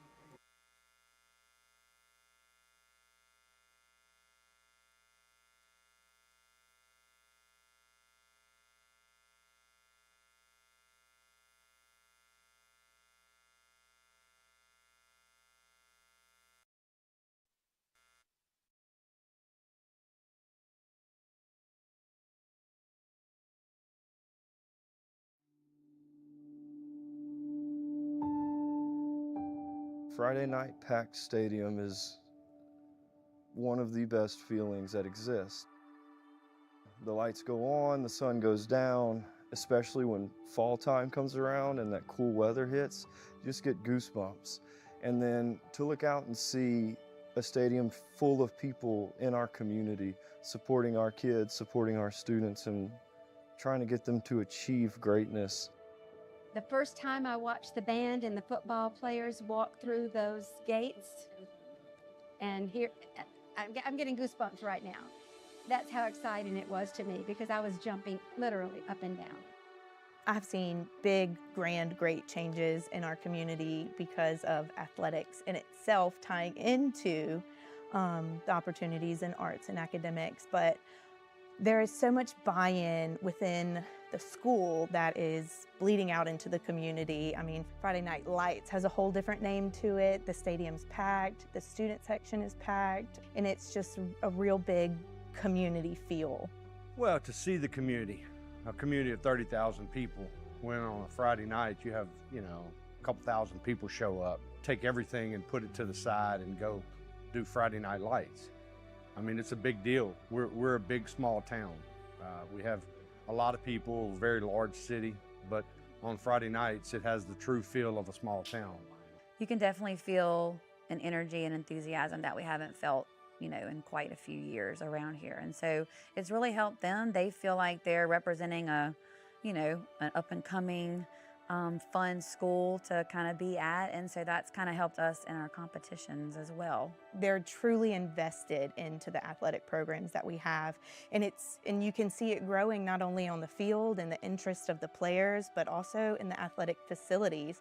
We're being backed by corporate and local sponsors who help raise funds. And then you just see people in the stands who don't even have kids at the high school level yet, just cheering on Central Wildcats. And so it's a real cool thing to see. There's a correlation between high academic achievement as well as high athletic achievement.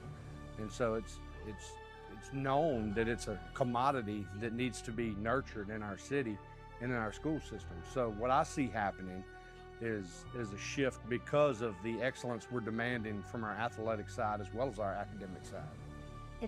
I believe in our community. I believe in our youth. I believe in the capacity of people to love one another and to show up and show one another grace, which is what it's all about.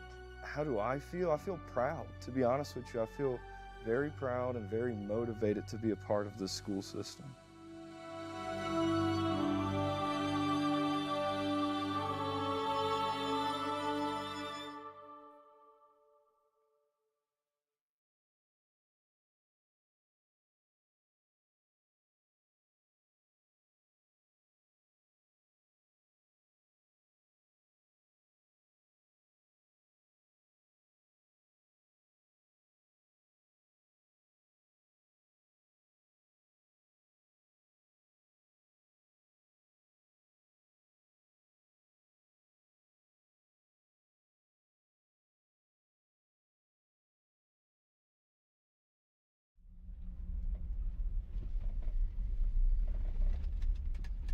Cross country. Some call it a sport, others call it a way of life. But for me, it's been a journey of self-discovery. I wanted to push my limits and see what I was truly capable of. And what has it done for me? It's taught me resilience. It's shown me the power of perseverance. But most importantly, it's given me a sense of belonging.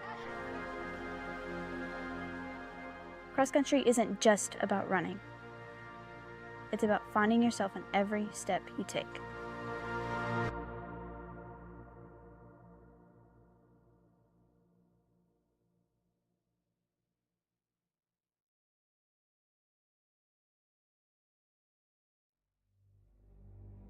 Wildcat Stadium, the epicenter of the city of Central.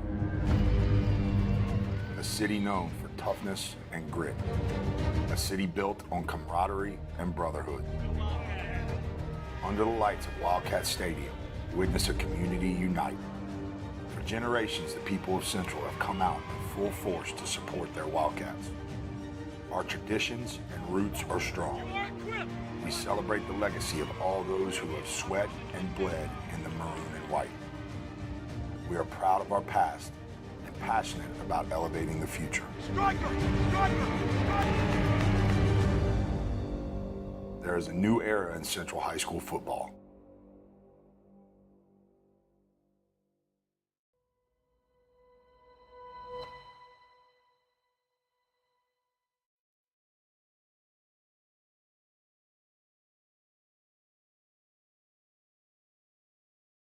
Why do I love teaching at Central? We believe in the power of education to change lives. We're not just a school, we're a community that invests in its students and teachers. Collaboration isn't just encouraged, it's essential. Our main focus is to achieve our shared goals and make a meaningful impact on the world around us. Join us in the Central Community School System, where collaboration and growth are not just ideals, but a foundation of everything that we do. Your future is Central.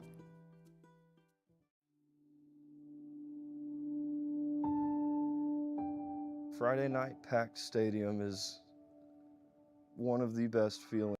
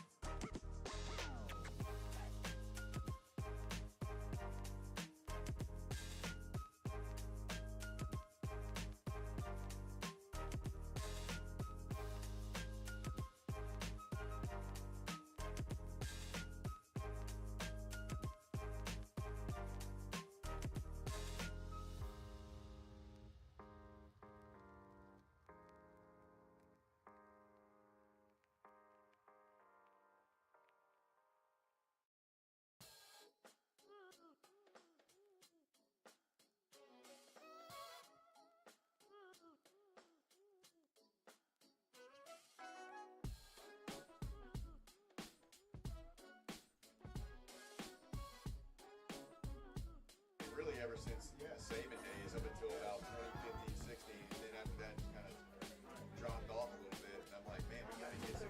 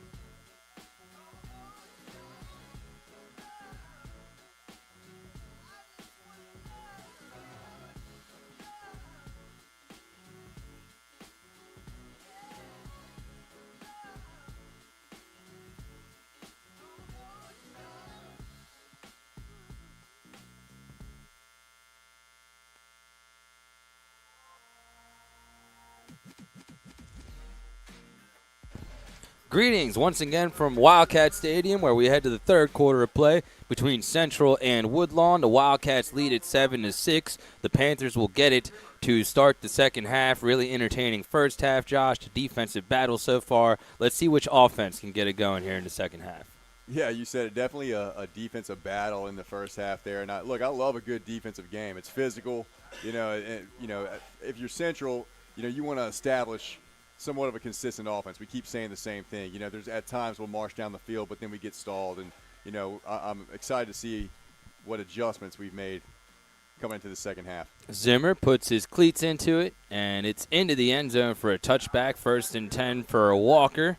And in the first half of play, the Panthers actually the Wildcats outgained the Panthers, but not by much. 137 for Central, 109 for Woodlawn. In the first half, Jackson Furman 6 of 11 passing for Central. Meanwhile, Price on the Woodlawn side, 1 of 3. The big offensive play for the Panthers was that 61-yard touchdown run from Randall, and Caden Randall also had a forced fumble on defense, playing some really good football for the Panthers tonight. Yeah, Randall's made a couple big plays, and, if you take out that 61-yard touchdown run by Caden Randall, Central's defense has dominated on that side of the ball, and just got to limit the big plays. Obviously, they have some guys like Randall that can do that and take it the distance. Just got to keep everything in front of you. Here's Ahmad Price taking the shotgun snap and handing off to Jacob Jalla, who tries the left side, and he's got nowhere to go. Ran into the waiting arms of multiple Wildcats, including K.D. Mays, who was in there to make the tackle, 2nd and long for Woodlawn. Great play by K.D. Mays, filling that hole right there and tackle him in the backfield for a loss there on 1st down. Deshad Sheridan has gotten a fair amount of penetration this game as well. Coming off the Hammer Award of the Week last week, had that big hit. Devin Reed won the Battering Ram Award last week. That'll be a weekly tradition for the rest of the season here for the Wildcats, as it's Ahmad Price in the shotgun again for Woodlawn. Puts a man in motion, fakes to Jala. Quick pass is caught. One-handed snap made by Ryan Brown, who's down the sidelines. Excellent catch on 2nd down, and Brown near the first down marker, showing off his athleticism and his hands. 3rd and short coming up for Woodlawn. Yeah, a little confusion there from the Central defense. Nobody stuck with the guy running in motion, and, he was able to catch the ball, gain about 6 or 7 on that 2nd down play. First drive of the second half, Woodlawn moving from right to left. Ahmad Price threw only 3 passes in that first half. 3rd and short for Woodlawn. 3rd and about 4 with Jacob Jala in the backfield. Still 5 seconds on the play clock for Ahmad Price. With 3 receivers to the bottom, Central shows blitz. Here comes the Wildcats on the blitz, and trying to get away from it is Jala. Got away from the initial tackler, but DK Mays finished the job, brought him down just short near the 30, and I thought he was short. Looks like a 1st down on a nice spot for Woodlawn. Yeah, just extra effort, really just missed tackles from Central. Had him a couple times and, was able to fight forward for a gain of 3.5 and get that 1st down. And they're, they're in motion here as an offense again. And look, Central kind of struggled a couple times tackling against Jala, who's running hard tonight. Panthers convert. Second effort was enough for the first down, says the referee. And now the Panthers play another 1st and 10 from their own 30. Snap is a little high. They get it to Jala anyways, and this time he really does have nowhere to go. Excellent penetration by Central as Alexander Stewart makes the play a yard behind the line of scrimmage, 2nd down. Yeah, if you look at the stats, I mean, Woodlawn's going to want to run the ball. So if you're Central, look, you gotta own that line of scrimmage and stop that running game. They're going to want to run with Jala and extend plays with the quarterback and try to get outside and make some big plays like they did in the first half. But, again, keep everything in front of you, play sound defensive football, and you'll be fine. 99 total rushing yards for Woodlawn in that first half on 16 carries, although 61 of them came on one play as Jala has a hole up the middle. And a positive gain for Woodlawn out to about the 35-yard line. Multiple Wildcats in on the tackle, including Stewart and Petrie. 3rd and about 6 for Woodlawn. 3rd and 4. Good play on 2nd down from Woodlawn to make it 3rd and manageable. Good hard run by Jala. Jala is running hard tonight. And this is a big situation here on the opening drive. 3rd and 4 Woodlawn. Jala stays in the game. 10 seconds on the play clock. Ahmad Price in the shotgun with 2 receivers to the bottom and 1 to the top. Puts a man in motion. It's Brown. Brown on the shuffle pass, looking for space. Now cuts it back the other way. Down near the first down marker, and a physical piece of running at the end of that play. Ryan Brown, who made a nice snag on a swing pass a few snaps ago, picks up another first down for Woodlawn. Yeah, just a puller right there, from the right side of the line, and just a zone play, and cut all the way back there, able to pick up about 6 yards and get a first down there. Nice blocking by Rashad Baptiste, number 28, near the middle of the offensive line. So Woodlawn on the move. And premature snap. Price wasn't ready for it. It's over his head, and trying to fall on top of it was Jala at the 24, but he couldn't control it momentarily, and the Wildcats say they have it. Awaiting on a signal from the referee. It is Woodlawn football as they avoid disaster. Wow. Nobody had to be on the center there. Nobody ready for that one, and snapped right over the head of the quarterback Price. And fortunately for Woodlawn, able to fall on it, as it looked like right there. He wasn't gonna get it, but a bunch of Central players coming in there. But, man, set them back there. 2nd down and very long. No idea how Jala wrestled that away from DK Mays, but he did. And now it's 2nd and a mile for Woodlawn, as it's 2nd and 27. And Price and this Panther offense now well behind the sticks. And Central loading up the box. 5-man rush for the Wildcats. Price lets it go, and it's intercepted. Back to the 10, inside the 5. Touchdown, Wildcats on the pick 6. The Wildcats are in the end zone as Jake Jarrow, I believe, picked it off for Central and ran it back around 20 yards for the touchdown. Man, that's exactly what this defense and this Central team needed. Sent the pressure there. Looked like they want to set up a screen. Just jumped that one. Great play defensively. Central brings it in for 6. Jake Jarrow reads Price like a book. Had nothing but green grass ahead of him. Excellent anticipation to jump the route. No wasted motion on the return. And the Wildcats strike first with their defense here in the second half.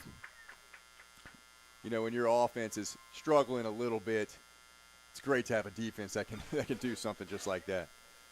So the Wildcats instantly snatched the momentum. Last touchdown was brought to you by Keese, Pro Paint and Body.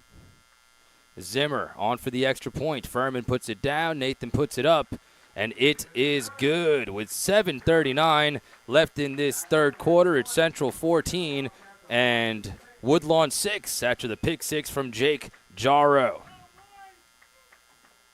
And this next time out is brought to you by our legacy sponsors, Carmina's Collision Center. Stay local and go see Nick and his staff for quality and expert care at Carmina's Collision Center. We'd also like to recognize these maroon level sponsors: A&B, General Plumbing, Bank of Zachary, CAS, Roofing and Advising, D&L Electric, and Davis Law Firm. Thank you for all your support of Central High School football. Not a much better way to start the second half. Yeah, look, I mean, this Central defense not only has been really sound all year, in stopping people, but, they've been opportunistic as well. A lot of turnovers, and, they show you right there what they can do. And again, when you have an offense that's trying to find itself a little bit, struggling to be consistent, that's just huge to have a defense that can step up and make massive plays like that. Well said. Jake Jarrow in the end zone after the interception for Central. And now the Wildcats have opened up an 8-point lead, their largest of the night, as Nathan Zimmer has it back on the tee. Only touchback so far for Mr. Zimmer. The senior kicker puts it back in the end zone. Another touchback for Woodlawn, and they play another 1st and 10 from their own 20. So the Wildcats have scored 14 unanswered. Still plenty of game left, only a one-score game. But if you're the Panthers, want to do something to take back the momentum here. Yeah, and look, they want to run the ball. They were in 2nd and 27 right there. You don't have a play in the playbook for that. And they were, again, trying to set something up like a screen and get the ball in their hands of their playmakers. But, again, Central making a great play there. But, I imagine Woodlawn going to come out and try to pound the rock again, on this drive and march down the field. So, Central defense is going to have to stiffen inside and play sound football and make plays in the box. So Jala has been the running back the majority of the night for Woodlawn. Their lone touchdown came on a 61-yard scamper from Caden Randall back in the first quarter. That was after he forced a Central fumble. But the Wildcats have scored the last 14, and now Woodlawn looking for an answer. 1st and 10 from their own 20. Ahmad Price leading the offense again. Here's the misdirection to Jala, trying to left side, trying to get the edge, and he will not do so. Excellent team defense by Central. It was Mays and Joseph making the tackle, 2nd and long. Yeah, you see K.D. Mays scraping off the edge there. Jala tries to get outside, but great job by Mays tracking him down, taking him down behind the line of scrimmage there. Excellent pursuit by the Central defense there. And it'll make it a 2nd and 10. No gain officially on the run. Woodlawn on a 2-game winning streak after an 0-3 start to begin the year. Central, meanwhile, sitting at 5-0. Ahead of a big game next week.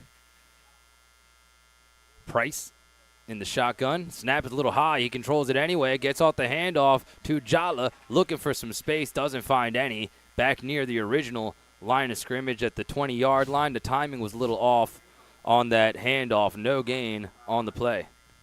Yeah, good penetration by Central right there. And he tries to cut up the field, make a couple people miss, but not able to get much on that 2nd down play. And 3rd and 10 here.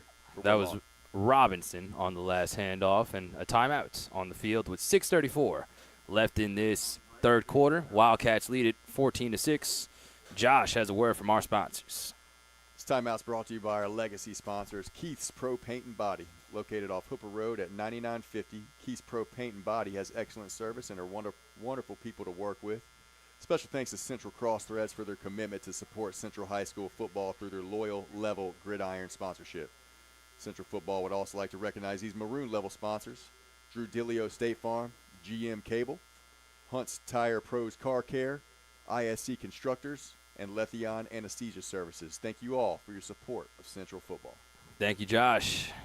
Had a player shaken up for Woodlawn on that last play and getting some help from the training staff. Believe that was Jaden Robinson, the young man who just took the last handoff. Certainly we hope he is all right. Remember, all injury timeouts tonight are brought to you by Oshner Sports Medicine.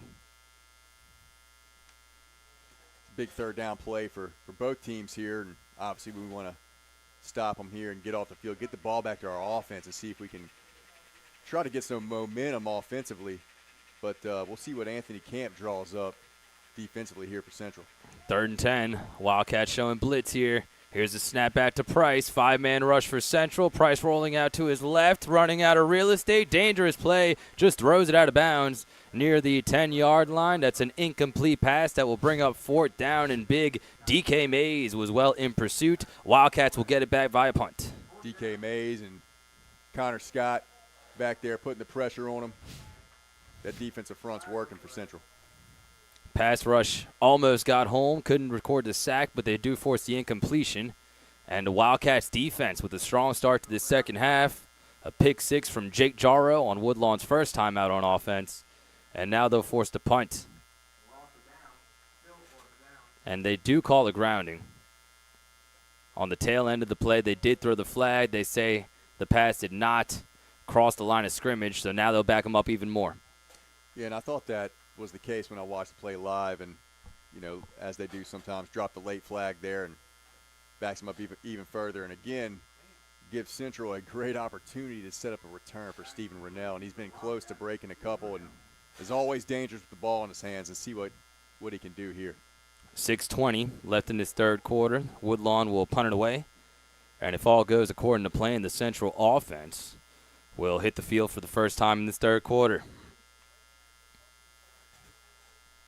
Tate, also handling kickoff duties tonight, takes the snap from his own end zone, lets it go, or puts it in the air, I should say. Rennell will take it off one hop from the 37. Stephen Rennell dropped the football, a forced fumble that's picked up by Walker on the 18-yard line. Stephen Rennell a little loosey-goosey with the football, and Walker Alexander on top of it for Woodlawn, who gets a big play from their special teams. Just self-inflicted wounds again. Just a good return by Rennell there, right up the gut. Good yardage on that, but just wasn't securing the football, and big mistake there for Central. See if we can get a replay and see who forced that fumble. Heads-up play by the Walker special teams unit. Right when it looked like Central was building some momentum, you get the pick six from Jaro. You force another 3-and-out. The Woodlawn defense the Woodlawn special teams keeping them in this game. So they'll take over from their own 19 in what's still a one-score game. 6:11 to play in the third quarter. Lone score for Woodlawn came on a 61-yard scamper for Caden Randall. Here's the snap, the play fake, and now the handoff to Jala, who tries the right side. Positive gain on first down. Jacob Jala on another mixed direction play. Gains about 6 for Woodlawn. Second down for the Panthers. Little counter play there going back the other way with Jala, and had some room on the outside, and good first down pickup. Second down for Woodlawn. Now with their third possession of the second half, following a pick six and a punt. Panthers trying to stay in this game as the Central offense has still not touched it in this third quarter. Ahmad Price takes the shotgun snap, hands off to Jacob Jala, and he's got nowhere to go. Met immediately by big DK Mays. A loss of about 1, maybe 2 on the play. Third down coming up for Woodlawn. Look, that's what Woodlawn is going to do. They're going to run the football. They've had some success with it here and there all night long. And, if they don't run it up the gut with Jala or run it with Jala, they're going to run it with the quarterback Price, who has wheels as well. So Central, again, focus on that run, and hone in on those two guys and follow your keys and make plays. Third and about 3. Price in the shotgun again, and no play. Looks like a timeout or a flag down on the far side. Not seeing a flag, but I do see the motion for false start, so that is going to be a 5-yard infraction. Make it 3rd and 10 from 3rd and 5. Yeah, big penalty right there against Woodlawn. Instead of it being 3rd and 5, which is much more manageable. You're at the 3rd and 10, and again, for a team that's running the ball, that's a tough task on 3rd down. That definitely changes the play calling capabilities. 3rd and 10 as Price in the shotgun again. 2 receivers out to each side. Jala still in the game at running back. Central loading up that line of scrimmage, showing blitz. Only a 4-man rush for the Wildcats, but Price still in trouble. Quick pass is caught by Brown at the 20, trying to make a man miss, but can't do so. Excellent tackle made at the 19-yard line. Looks like that was KD Mays making the play. A little gimpy getting up. Looks like he is okay, however, and the Central defense forces another punt. Yeah, just good job by KD Mays to keep him in front of him, knowing that his defense is pursuing behind him, but nonetheless made the tackle in open field by himself. Good play by Mays. Stephen Rennell will try it again after he fumbled. Nice return the last time out, 30-plus yards, but ball was jarred loose by Woodlawn, and the Panthers fell on top of it. Once again, they'll kick it away with Clayton Tate, who has it at his own 20, puts his foot into it. Good distance. Rennell needs to retreat. Back to the Central 34, makes a man miss, makes a second man miss, gets a good block. Here comes Stephen Rennell down the sideline, inside the Woodlawn 40. Crafty running by Stephen Rennell following the fumble, trying to make up for it, setting up the Panthers 1st and 10, or setting up the Wildcats, I should say, at the Panther 35. You know, we don't get to see Rennell with the ball in his hands a ton unless it's these type of situations, punt return, kick return. But, man, he's slippery and he just glides. He's a fast guy. Look at him turn up the sideline here. Good blocking by the return team. And, again, setting up Central's offense on the plus side of the field. Let's see if they can punch it in. Left Michael Barner and Elijah Clark both in the dust for Woodlawn, looking like Reggie Bush against the Cardinals on that one touchdown run, changing directions really quick, multiple times. Love to see it from Steven, who's had an awesome season. Just a smooth runner, man. Like watching him with the ball in his hands. 1st and 10 from the Woodlawn 35. Jackson Furman back in the shotgun for Central. Wildcats offense on the field for the first time in this third quarter. Here's Furman. Fakes the handoff to Garnett. Keithan Womack wide open across the middle of the field. He's down to the Woodlawn 20-yard line. It's a gain of 15 and a first down. Wildcats brought to you by Carminos. That's a good read right there by Furman. Little RPO. Has his guy Womack right over the middle wide open. Puts it right on his numbers and first down for Central. Second catch of the night for Womack. Both have resulted in first downs. And now the Wildcats back in the Neighbors Federal Credit Union red zone. Jackson Furman in the shotgun on 1st and 10. Here's the snap, handed off to Garnett up the middle, normally playing tight end, now takes the handoff and bowls his shoulder into the defender. Nice gain on first down, give an 8-yard gain to Garnett, 2nd and 2 for Central. How about the versatility of Garnett? You know, he can line up at H-back, he can block, he can catch passes down the field, he can line up at running back and tote the rock. Man, the guy is only a sophomore and a weapon. Appreciate the creativity from the Central coaching staff as well tonight, as he's the 4th player to take a handoff. We've seen Cooper and Joseph and Rose. Now Garnett in the backfield with Jackson Furman. Here's the snap. Jaden Garnett right back up the gut. Bowls his shoulder down and again into the defender. He's inside the Woodlawn 5. A flag thrown after the play. No idea who this will be against, but there is some chippiness, some extracurriculars after the play. As of now, it's 1st and goal for Central. Yeah, we'll see who the flag's on here.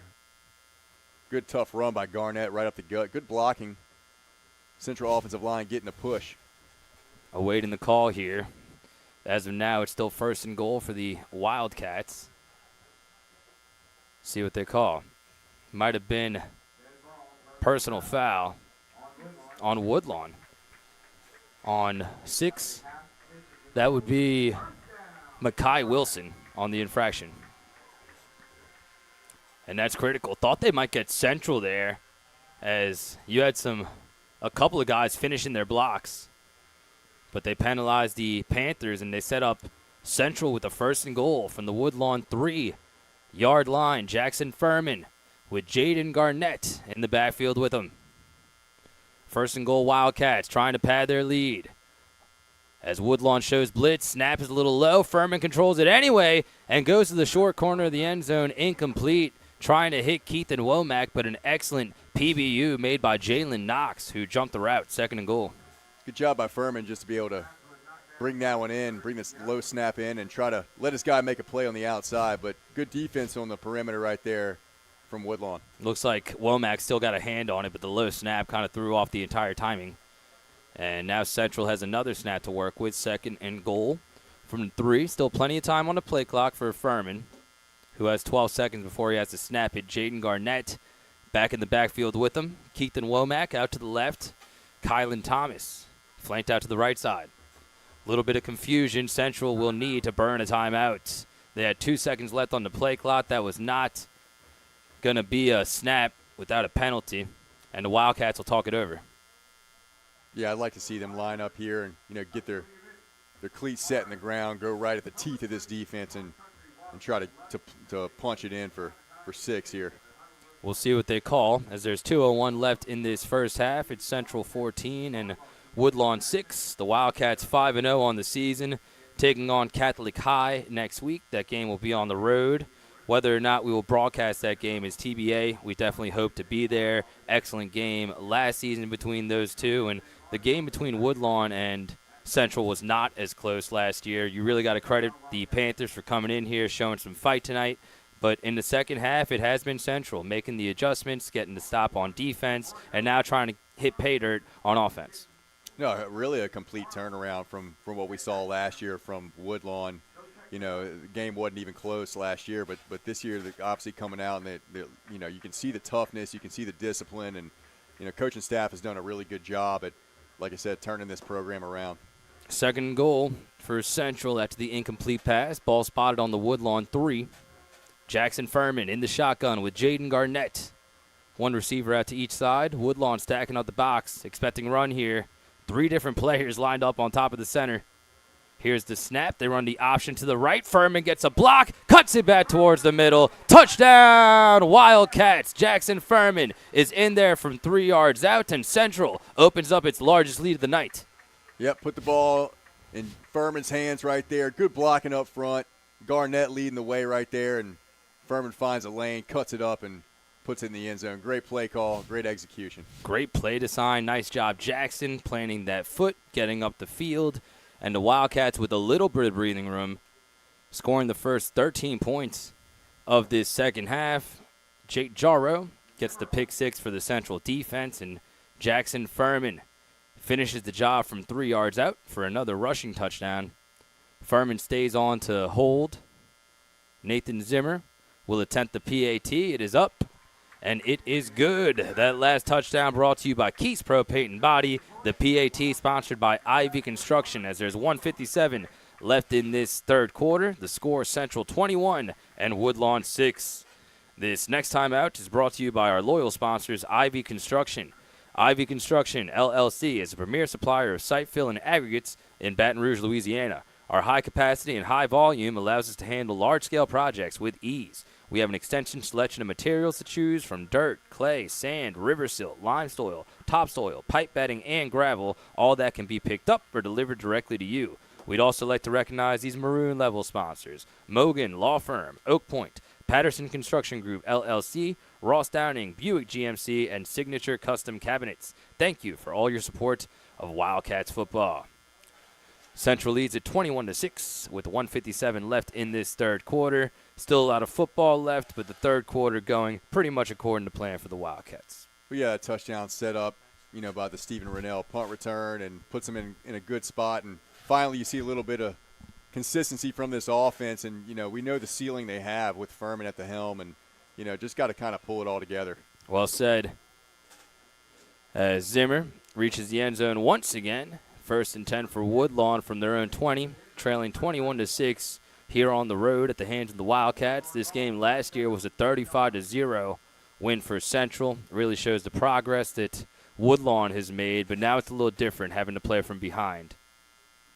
Yeah, and for a team that is going to run the football, and that's really kind of their MO offensively. They're in a little bit of a hole now. They're going to need to march down the field, if they want to keep this game close. If you're the Central defense, this is the point in the game where you can really start to distance yourself and pull away here. So big possession for this Central defense. Got to stay disciplined here. A lot of misdirection, a lot of motions before the snap. They will try to catch Central napping with some of these bells and whistles. Just have to stay disciplined if you're Coach Anthony Camp's crew here. First and 10, Woodlawn taking over from their own 20. Lone points of the ball game came on a 61-yard run by Randall, as Jala tries the middle, now bounces it out to the left. Nice effort on first down by Jacob Jala, who is out to the 31-yard line of Woodlawn. Nice piece of running, first down for the Panthers. Yeah, just pulled the guard around, been running the same play all night long, and had a little room on that one. Good job, good blocking up front. First down for the Panthers. Snap to Price, give it back to Jala. This time he's got nowhere to go. DK Mays couldn't hold on to him, but he got just enough of him to force him to the ground. That time maybe back to the line of scrimmage. Second down for Woodlawn. Yeah, DK Mays just pushed this guy right back into the ball carrier. And, again, like you said, just got enough of him. DK Mays is a force, man. The big University of Houston commit gave the business to Johnny Kane on that last play.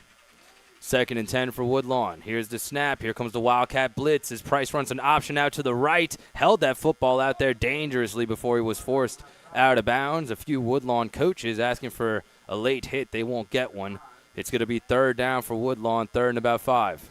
Yeah, 5 yards on the play. Ran a option over here to the short side, and pitch man was covered up, so did a good job at least making something out of nothing. Cut up, got a few yards, and now they're at third and manageable. 3rd and 5. Not sure if we're in 4-down territory just yet, as we're in a 2-score game. Central leads at 21-6. And Ahmad Price in the shotgun once again. This time he'll try the other side, and he's got nowhere to go. Big DK Mays puts him on the turf at the 25-yard line. His second sack of the ball game. 4th down for Woodlawn. DK Mays essentially untouched, which I don't know how you let that guy go, but, man, he's having him a heck of a game. And Mays really, in my opinion, building off of what he did last year. As good of a season as he had, he looks like he's in better shape. His football IQ seems increased. He's really building off of what he did last year, not really reading his press clippings. Man, he's just getting better and better. You know, you can see he's put the work in, and, you know, he wants to perfect his craft, and, you know, he's worked really hard, and, you know, I can't wait to see what he does the rest of the season. Here's Clayton Tate, who's had a busy night for Woodlawn, puts it back in the air off a couple hops. Rennell will field it at the 30, gets a great block back there, and it is an illegal block. The flag came in really late. I thought it was going to stand as Maurice Stewart cleared out the Woodlawn defender, but apparently he did so illegally, and that's going to push Central back just a little bit. Yeah, can't do that right in front of the ref back there, and he saw that one easily, and you know, fortunately for Central, we have the ball, but, you know, marching backwards. You know, look, it's a great time for this Central offense to put together a really long drive here. I'd love to see them march the entire field and just kind of essentially end this game right now. The offense tonight has had some moments. Haven't hit on too many big plays. They stifled Joseph in that first half. Maybe stifled isn't the right word, but 12 carries, 45 yards. Hasn't really been able to break one so far. Furman made a really nice play on the rushing touchdown. His most successful passes, however, have been closer to the line of scrimmage. On the leak out by Garnett, on the touchdown, the few plays to Womack. See what Central does with the play calling here. Yeah, I want to see them, again, just kind of run the ball consistently, set up passes for Furman and give him time to deliver the ball down the field. First down, Wildcats taking over from their own 21. Here's the handoff up the middle. Once again, Jaden Garnett showing some athleticism as he looks light on his feet out there. 8-yard gain, a flag after the play. Looks like it might be on the Woodlawn sideline, as a few of the coaches were having words with the officials. We'll get a call when we start the 4th quarter. That was the last play of the 3rd quarter, however, as it's 21-6, Central leading Woodlawn. Man, been really impressed with Garnett running the ball tonight. You know, the guy can do a little bit of everything, as we mentioned, but runs hard, like you said, light on his feet, you know, making some guys miss at the second level, and, you know, is turning into a weapon for the Central offense. The sophomore tight end, listed as a sophomore halfback on our roster tonight for the first time. That's an interesting wrinkle. He's played a little bit of both. It's a dead ball personal foul against the Wildcats on that last play. Looked like it maybe could have been against the Woodlawn sideline just based on where the ref threw the flag, but they will penalize the Wildcats here. Let's see what happened at the tail end of this play.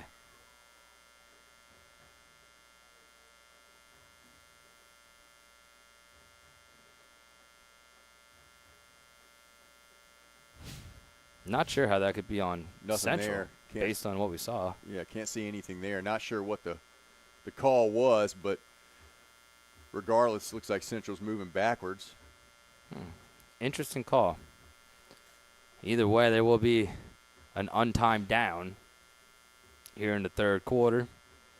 And now the Wildcats back behind the sticks. Central dominated that 3rd quarter, outscoring Woodlawn 14-0 up to this point. To pick 6 for Jake Jarrow from about 20 yards out, and then Jackson Furman on the design quarterback run took it in on a rushing touchdown from 3 yards out. That's where we stand so far. Woodlawn hung tough for the entire first half. Also scored the first points of this game as Caden Randall took it 61 yards to the house. However, the Central defense has been shut down since that point. And now it's a 1st and long. After the penalty, ball sits at the Central 15. 2 receivers at the bottom of your screen, including Kylan Thomas. Garnett still in there at running back with Jackson Furman in the shotgun. Here's Jackson, hands off to Garnett. Tries the middle, then the right side, nowhere to go. Good team defense by Woodlawn once again. Kanan O'Neal and Cedric Jones combined for the tackle. Second and about 12 for Central. And that will do it for the third quarter. 4 is up here inside of Wildcat Stadium as we head to the final quarter of play. The score, Central 21 and Woodlawn 6. As Josh has a word from our sponsors. This timeout is brought to you by our legacy sponsor, Carmina's Collision Center. Stay local and go see Nick and his staff for quality and expert care at Carmina's Collision Center. Central Football would also like to recognize these maroon level sponsors: A&B General Plumbing, Bank of Zachary, CAS Roofing and Advising, DNL Electric, and Davis Law Firm. Thank you all for your support of Central High School football. Thank you, Josh. Wildcats lead it 21-6. They've scored the last 21 points in this game. Credit the Panthers. They came in here. They were not intimidated. Defensively, they're honestly still playing pretty well. Even forced the turnover on the special teams, on the Stephen Rennell return. And I think the future is very bright for this Woodlawn program, regardless of what happens in the next 12 minutes. Yeah, I mean, looking at what they were last year, taking that core group, and this staff coming in and, trying to build off that and just create a new culture. You can see the toughness, you can see the physicality, you can see the defensive play, and that's great building blocks for that program. So, exciting to see them kind of starting to build that back over there at Woodlawn, and it's gonna be cool and neat to see them progress. Not only the end of this year, but in the years to come. Well said, partner. This was a 4-8 football team last year, and one of those losses came at the hands of the Wildcats. 35-0. Definitely a different story tonight, but the Wildcats still in command here. 15-point lead and a 2nd and 12 situation from their own 20. Furman in the shotgun again, rolls out to his right, eyes downfield, trying to hit Garnett near the line of scrimmage on a similar play where they scored the touchdown, but the throw was a little behind him, couldn't control it. 3rd down for Central. I think I've been bragging on Garnett a little bit too much. Had that one right in the breadbasket and just dropped it. Good play. He was open. Could have got, 8-10 yards on it, but 3rd and long here for the Wildcats. Stops the clock with 11:56 left in this game, or at least in regulation. Wildcats looking for their 6th win of the season after going 7-3 last year. Furman still with 5 seconds on the play clock. Empty set on 3rd down. Here's the snap. 4-man rush for Woodlawn. Screen pass is caught. And nowhere to go for Tyron Williams. As an excellent play was made in the open field by Kanan O'Neal. That'll bring up a 4th down for Central. Yeah, it looked like he had a little room right when he caught the ball, but like you mentioned, O'Neal comes up and delivers a great open field tackle, physical tackle, and Woodlawn will get the ball back.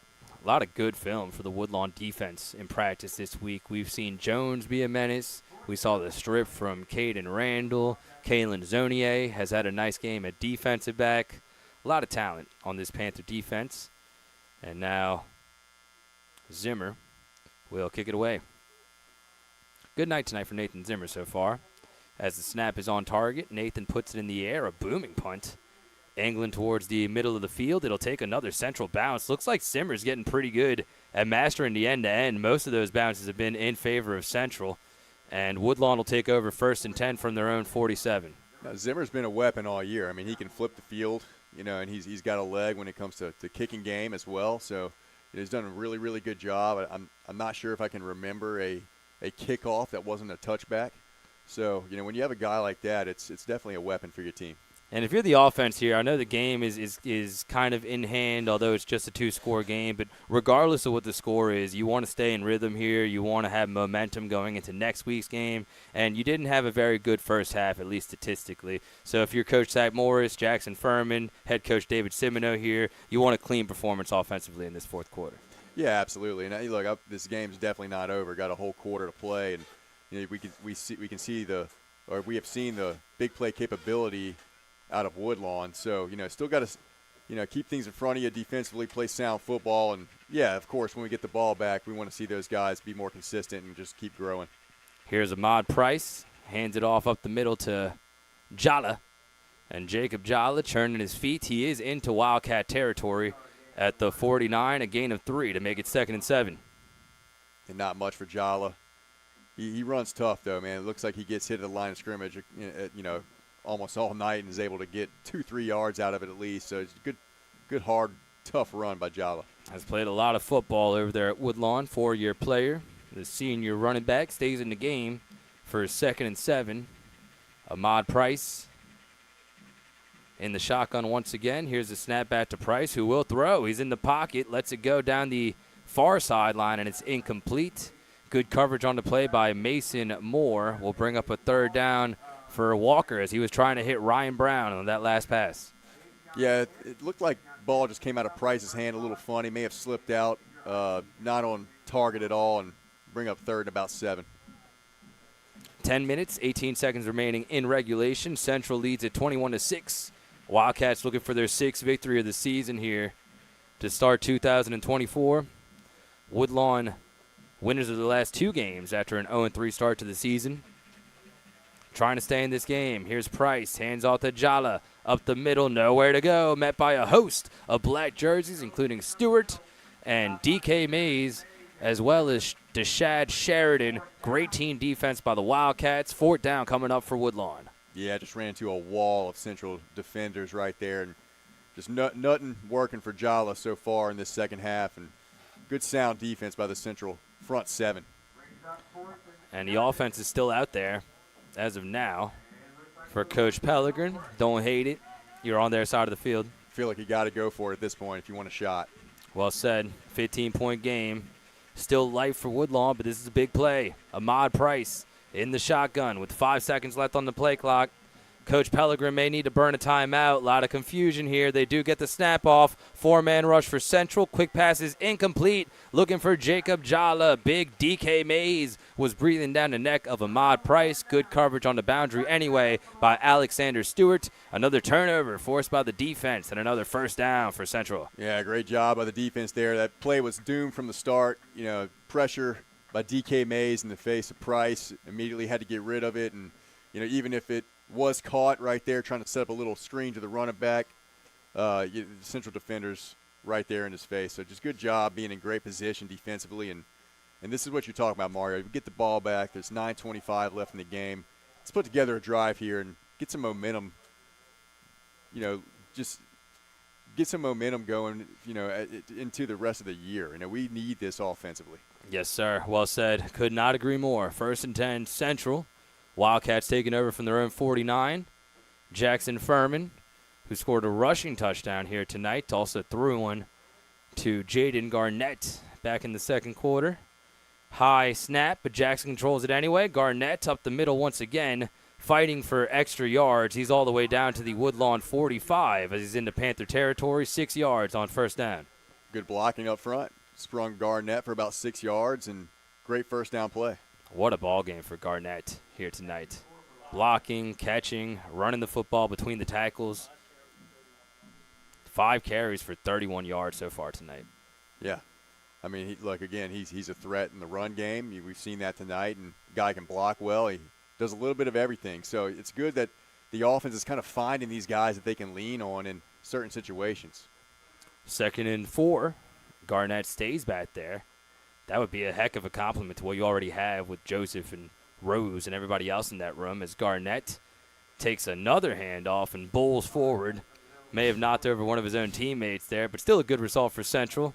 A little bit closer to make it 3rd and 3 from the Woodlawn 44. And as you mentioned, Joseph, being a two-way guy, playing defensively and getting some snaps offensively, they would love to have a guy like Garnett that they can lean on more and more.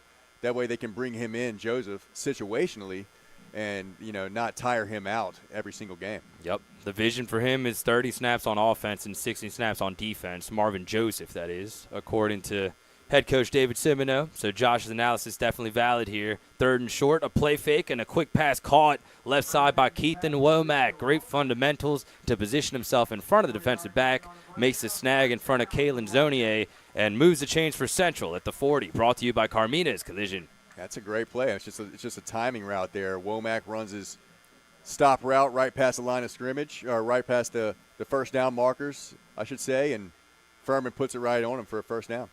Wildcat offense finding a groove here late in the game. Jackson Furman, who has a rushing touchdown and a passing touchdown here tonight. Changing the play, getting some last-minute instruction. Now relaying it to his offensive line. Jaden Garnett still in the game on Jackson Furman's left hip. One receiver lined up to each side. Here's the snap. Garnett up the middle. Big seam at the line of scrimmage. He's into the second level, and Garnett is down to the Woodlawn 33. Central not hiding anything, having a lot of success with this ground game. Yeah, Garnett's running hard, but how about that offensive line leaning on that Woodlawn D-line a little bit in this second half and really having their way with them so far? That's been impressive. Nice blocking on this drive by Graham Harris. Has had a couple of plays to spring Garnett, who will get a breather now, as Marvin Joseph is back in the game. Joseph had that big 69-yard touchdown run to put the game on ice last week against LCA. So you can have a similar moment here as Furman in a pistol set with Joseph. Now motions over to Jackson's left hip. Furman is back to throw. He lets it go. Right side. It is caught once again by Kylan Thomas, who's inside the Woodlawn 30, marked down at the 28-yard line. It's another gain of 9 and a first down for the Wildcats. Brought to you by Carmina's Collision. It's just good timing and execution again between Furman and KT on the outside right there. Again, runs right past the sticks, stops, and balls hit him right between the numbers. Good strike right there by Furman.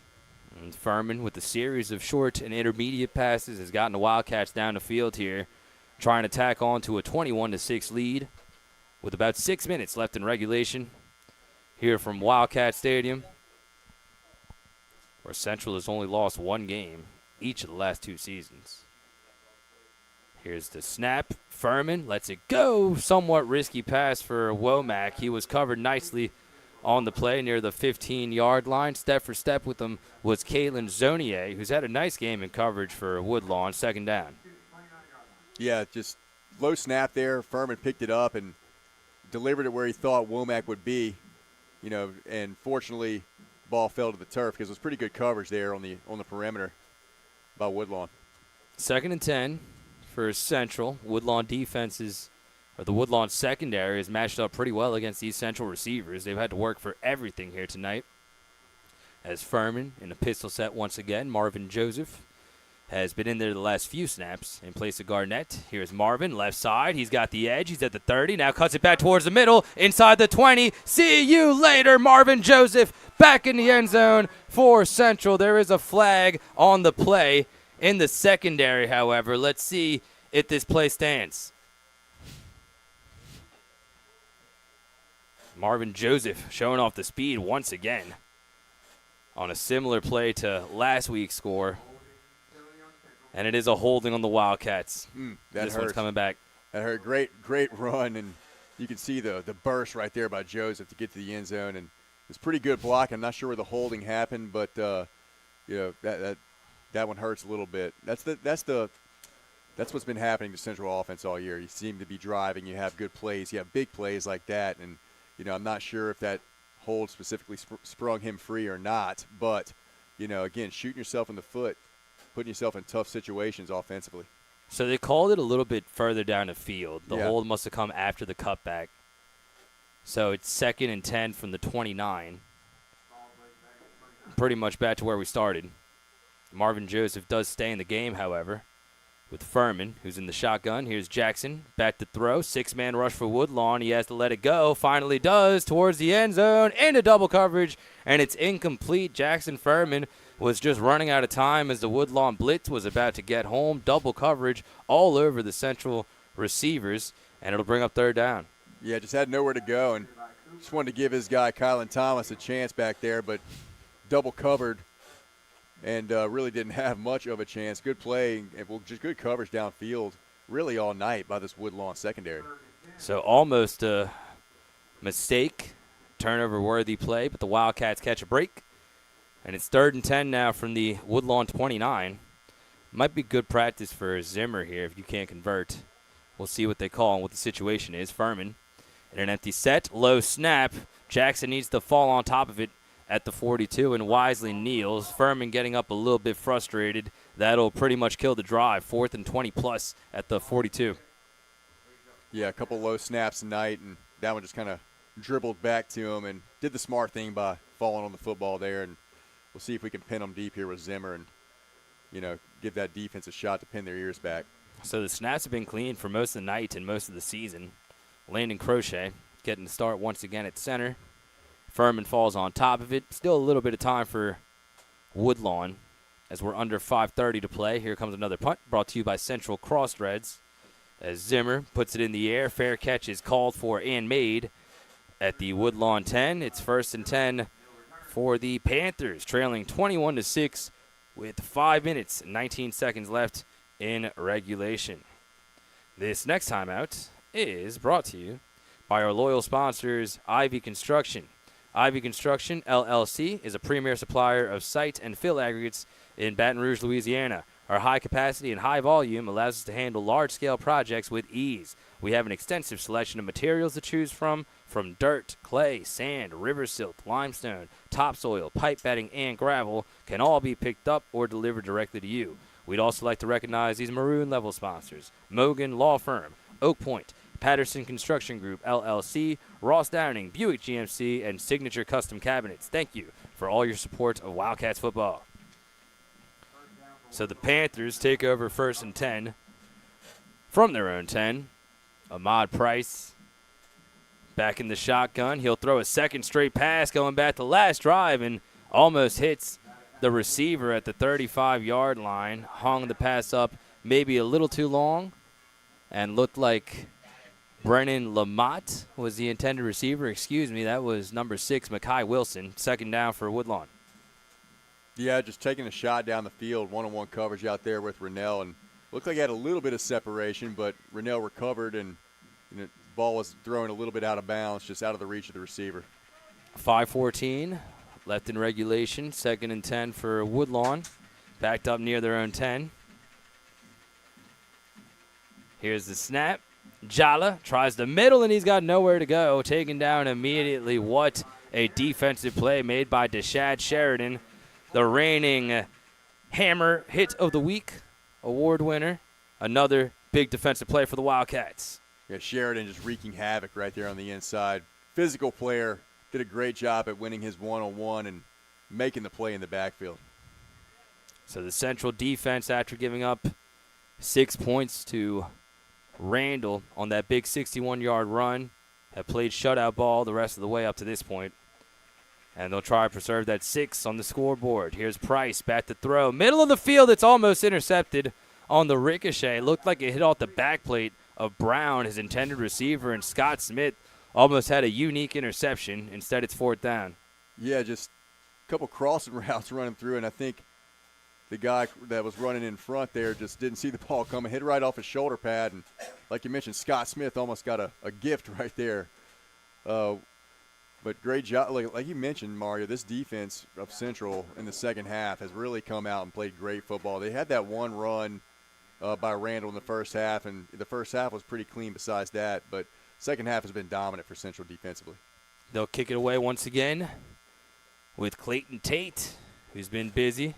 Kind of a line drive kick here. Will take one hop and be fielded by Rennell at the 42. Stephen Rennell gets a block. He's down the sideline inside the 20. Needs a couple more blocks short of the end zone, but a great return for Stephen Rennell all the way down to the 11-yard line of Woodlawn. 1st and 10 Wildcats with good field position once again.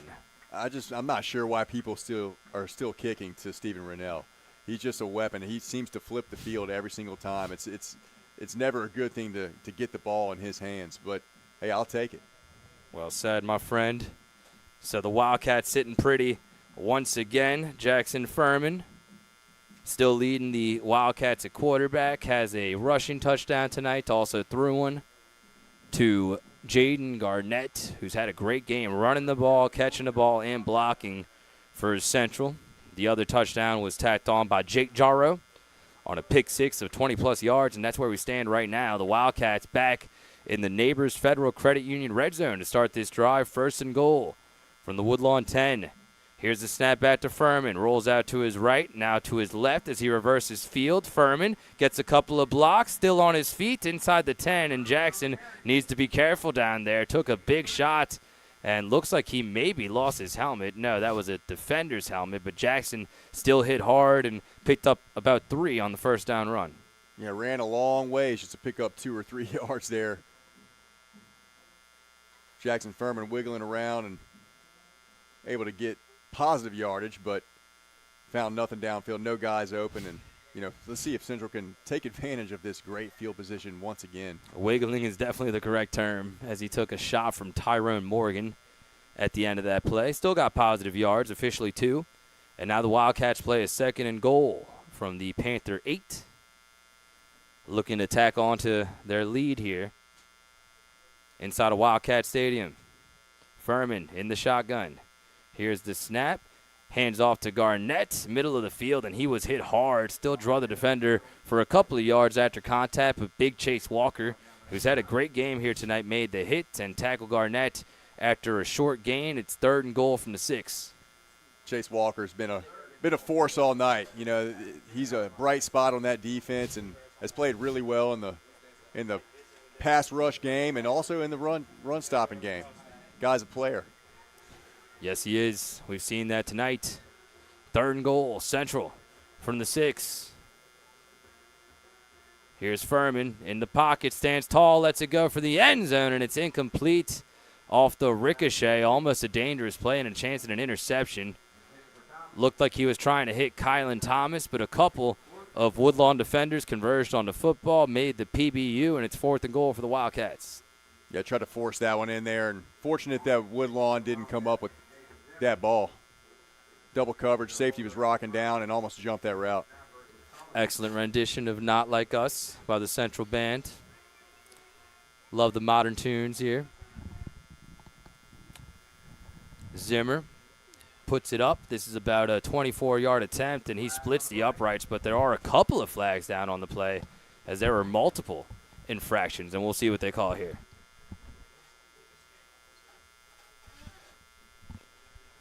So we'll let them sort it out, as there's still 2:50 left in this game. Jackson Furman has thrown a touchdown, has rushed for a touchdown, has taken a couple of sacks, and definitely some film that will be critical of these offensive players this week, but certainly a lot of good to build on as well. And the defense with an excellent performance here in the second half. 2 more quarters of shutout ball, at least up to this point. And they called a personal foul on Woodlawn on that last PAT. So it still counts, and the penalty yardage will be tacked on after the kickoff. So that'll make it 24-6 with 2 minutes and 50 seconds left in this game. That last field goal, as always, was brought to you by Ivy Construction, also bringing you all the PATs here tonight. Speaking of our sponsors, let's give them a little bit more love here, as this next time out is brought to you by AP Dotson Home Builders. AP Dotson is a family of residential construction home builders in Baton Rouge, Central, Zachary, and beyond with generations of experience. Our goal is to construct quality new construction homes that build lifelong happiness for you and yours. Whether you're looking for new neighborhoods in the Baton Rouge area or to build from scratch on the outskirts of town, AP Dotson is your builder. We'd also like to recognize these maroon level sponsors: T3 Electrical Solutions, Trade Construction, Zachary Farm Bureau, and Zor Baptist Church. Thank you for all your support of Wildcats football. 24-6 Central leads. It is 24 unanswered for the Wildcats on the scoreboard after Woodlawn got on the board first. Excellent start to this game for the Panthers. It was only a 1-point game at halftime, but Jake Jarrow got the pick 6 to open the scoring for Central in the third quarter. Jaden Garnett with some fine running in this game. And Jackson Furman made just enough plays to keep his team in the lead for most of this game. So after the penalty, Central kicks it off all the way from the 45, and looked like Zimmer split the uprights on that kick. I don't quite have the angle to confirm that, but either way, nice distance and a flawless game kicking off the football for Nathan Zimmer so far, who collects high fives from his coaches and his teammates. He's been a weapon for Central this year, in the words of head coach David Zimino. So the Wildcats lead it by 18 here. They will be at Catholic High next week. That game will be on the road. Broadcast TBA. Hopefully we'll be able to get in there, get behind these microphones, and bring what should be a great game to life for you. That was an excellent matchup last year here inside of Wildcat Stadium. A 45-41 win for the Bears, who went on to win the state championship However, Central was in that ball game, and I'll remind you, the audience, that the Wildcats were 0 for 8 on extra points in that game. I don't think they'll be intimidated. There's definitely some things to clean up for the Wildcats, especially on offense, but that's going to be a great matchup next week, as Jala will run it up the middle. And Jacob Jala still running hard for Woodlawn, a gain of about 13 all the way out to the 33-yard line. So Woodlawn still fighting, not going down, not quitting. That's been their identity so far under head coach Pellegrin. And a negative play here is the snap is over the head of Price once again, but Woodlawn recovers as Jala is on top of it at the 24. And now fatigue looking like it may be setting in just a bit for the Panthers, Josh. Yeah, fatigue, and really when you're kind of one-dimensional offensively and you can't stretch the field with the passing game, it just gets tough. When you're down 24-6 like they are now, you know, it's just if you're relying on the run of the football and you have to try to throw the ball down the field, it just becomes an uphill battle. This was maybe the most disruptive I've seen DK Mays all season. Got a couple of sacks on the game, was in the Woodlawn backfield pretty much the whole night, as it's a handoff up the middle and a big play into Central territory on a big gain. This is the Anthony Gross, the junior defensive back. This is Kayak Jones, his fellow junior, found a seam up the middle and a good burst all the way to the Central 40. But one thing we've been mentioning all night is this Woodlawn team has a lot of fight in them. They're not going down, you know, without just continuing to grind and work really hard. And you can see this team getting better, you know, right before your eyes. You know, they're a tough team, and you know, look, anybody that they play, they're gonna challenge them, and they're gonna be physical, you know, for the remainder of the season. So they're not an easy out. You know, they played tough all night, just a little too one-dimensional offensively, and you know, Central with that great defense has been a little bit too much for their offense. That was Jones up the middle again, and right on cue, big DK Mays making the tackle for Central. Here's Price under pressure from Mays, got hit by DK as he let it go, and it's incomplete. A little bit too much mustard on the pass for Ryan Brown. Mason Moore step for step on the coverage for Central. Third down for Woodlawn. And DK has just been disruptive all night. That's a big dude coming untouched through the line of scrimmage right there. And I feel like if you're Woodlawn, you at least got to get a hat on that guy. Let somebody else run free. He has come free unblocked a couple of times, which is nuts, to your point. 3rd and 9 now for Woodlawn. Got to get through this next 60 seconds healthy. That is key. Out of a big game next week. All the starters still in there for Central, as well as Woodlawn. Here's the snap to Ahmad Price. Play fake under some heavy pressure. Gets away from one man, but could not get away from the second. And guess who? That was DK Mays on his 3rd sack of the game in the turf at the 46-yard line. 4th down for Woodlawn. Yeah, DK didn't get there first, but he sure did finish the play. Just never stopped working, wrapped around, and, man, that guy's he's an impressive athlete. Obviously, you see the size. He's a mismatch. You know, he can run. He's got length. You know, University of Houston's got a good one coming to their campus next year. The conditioning is what David Semino has complimented a lot with DK. You hope as you get into the nitty-gritty of your schedule here, the games against Zachary, the games against Catholic, you want big plays from DK the whole game, but obviously if he can make them in the 4th quarter, it'd be that much bigger. Sure. As it's a big 4th down situation for Woodlawn. Here's Price. Last gas for the Panthers. Ahmad Price rolling out to his right under heavy pressure. Lets it go. Middle of the field. It is caught by Jones and then punched out by Sheridan. What an excellent forced fumble by Deshad Sheridan at the 24. It is recovered by Woodlawn, but it'll bring it back to the fumbling spots. And even if they didn't, the final seconds tick off the clock, and it is a victory for the Wildcats. The Panthers thought they might have a little bit more time, but that will do it. And Central outscores Woodlawn in the second half, 17-0. They pull away for their 6th victory of the season as the Wildcats improve to 6-0, and Woodlawn drops to 2-4. Big victory for Central ahead of a road matchup against Catholic High next week. Absolutely. It's the opening district game. It's a team that came out and played really well, played sound defensively and kind of challenged you a little bit. It was a physical ball game. But, you know, it was kind of a tale of two halves, Mario. The first half, Central very sloppy offensively. Defensively, they let that Woodlawn have that one long run for a touchdown, kind of a breakdown there on 4th and 2 or 4th and short. But second half, they came out and dominated the game.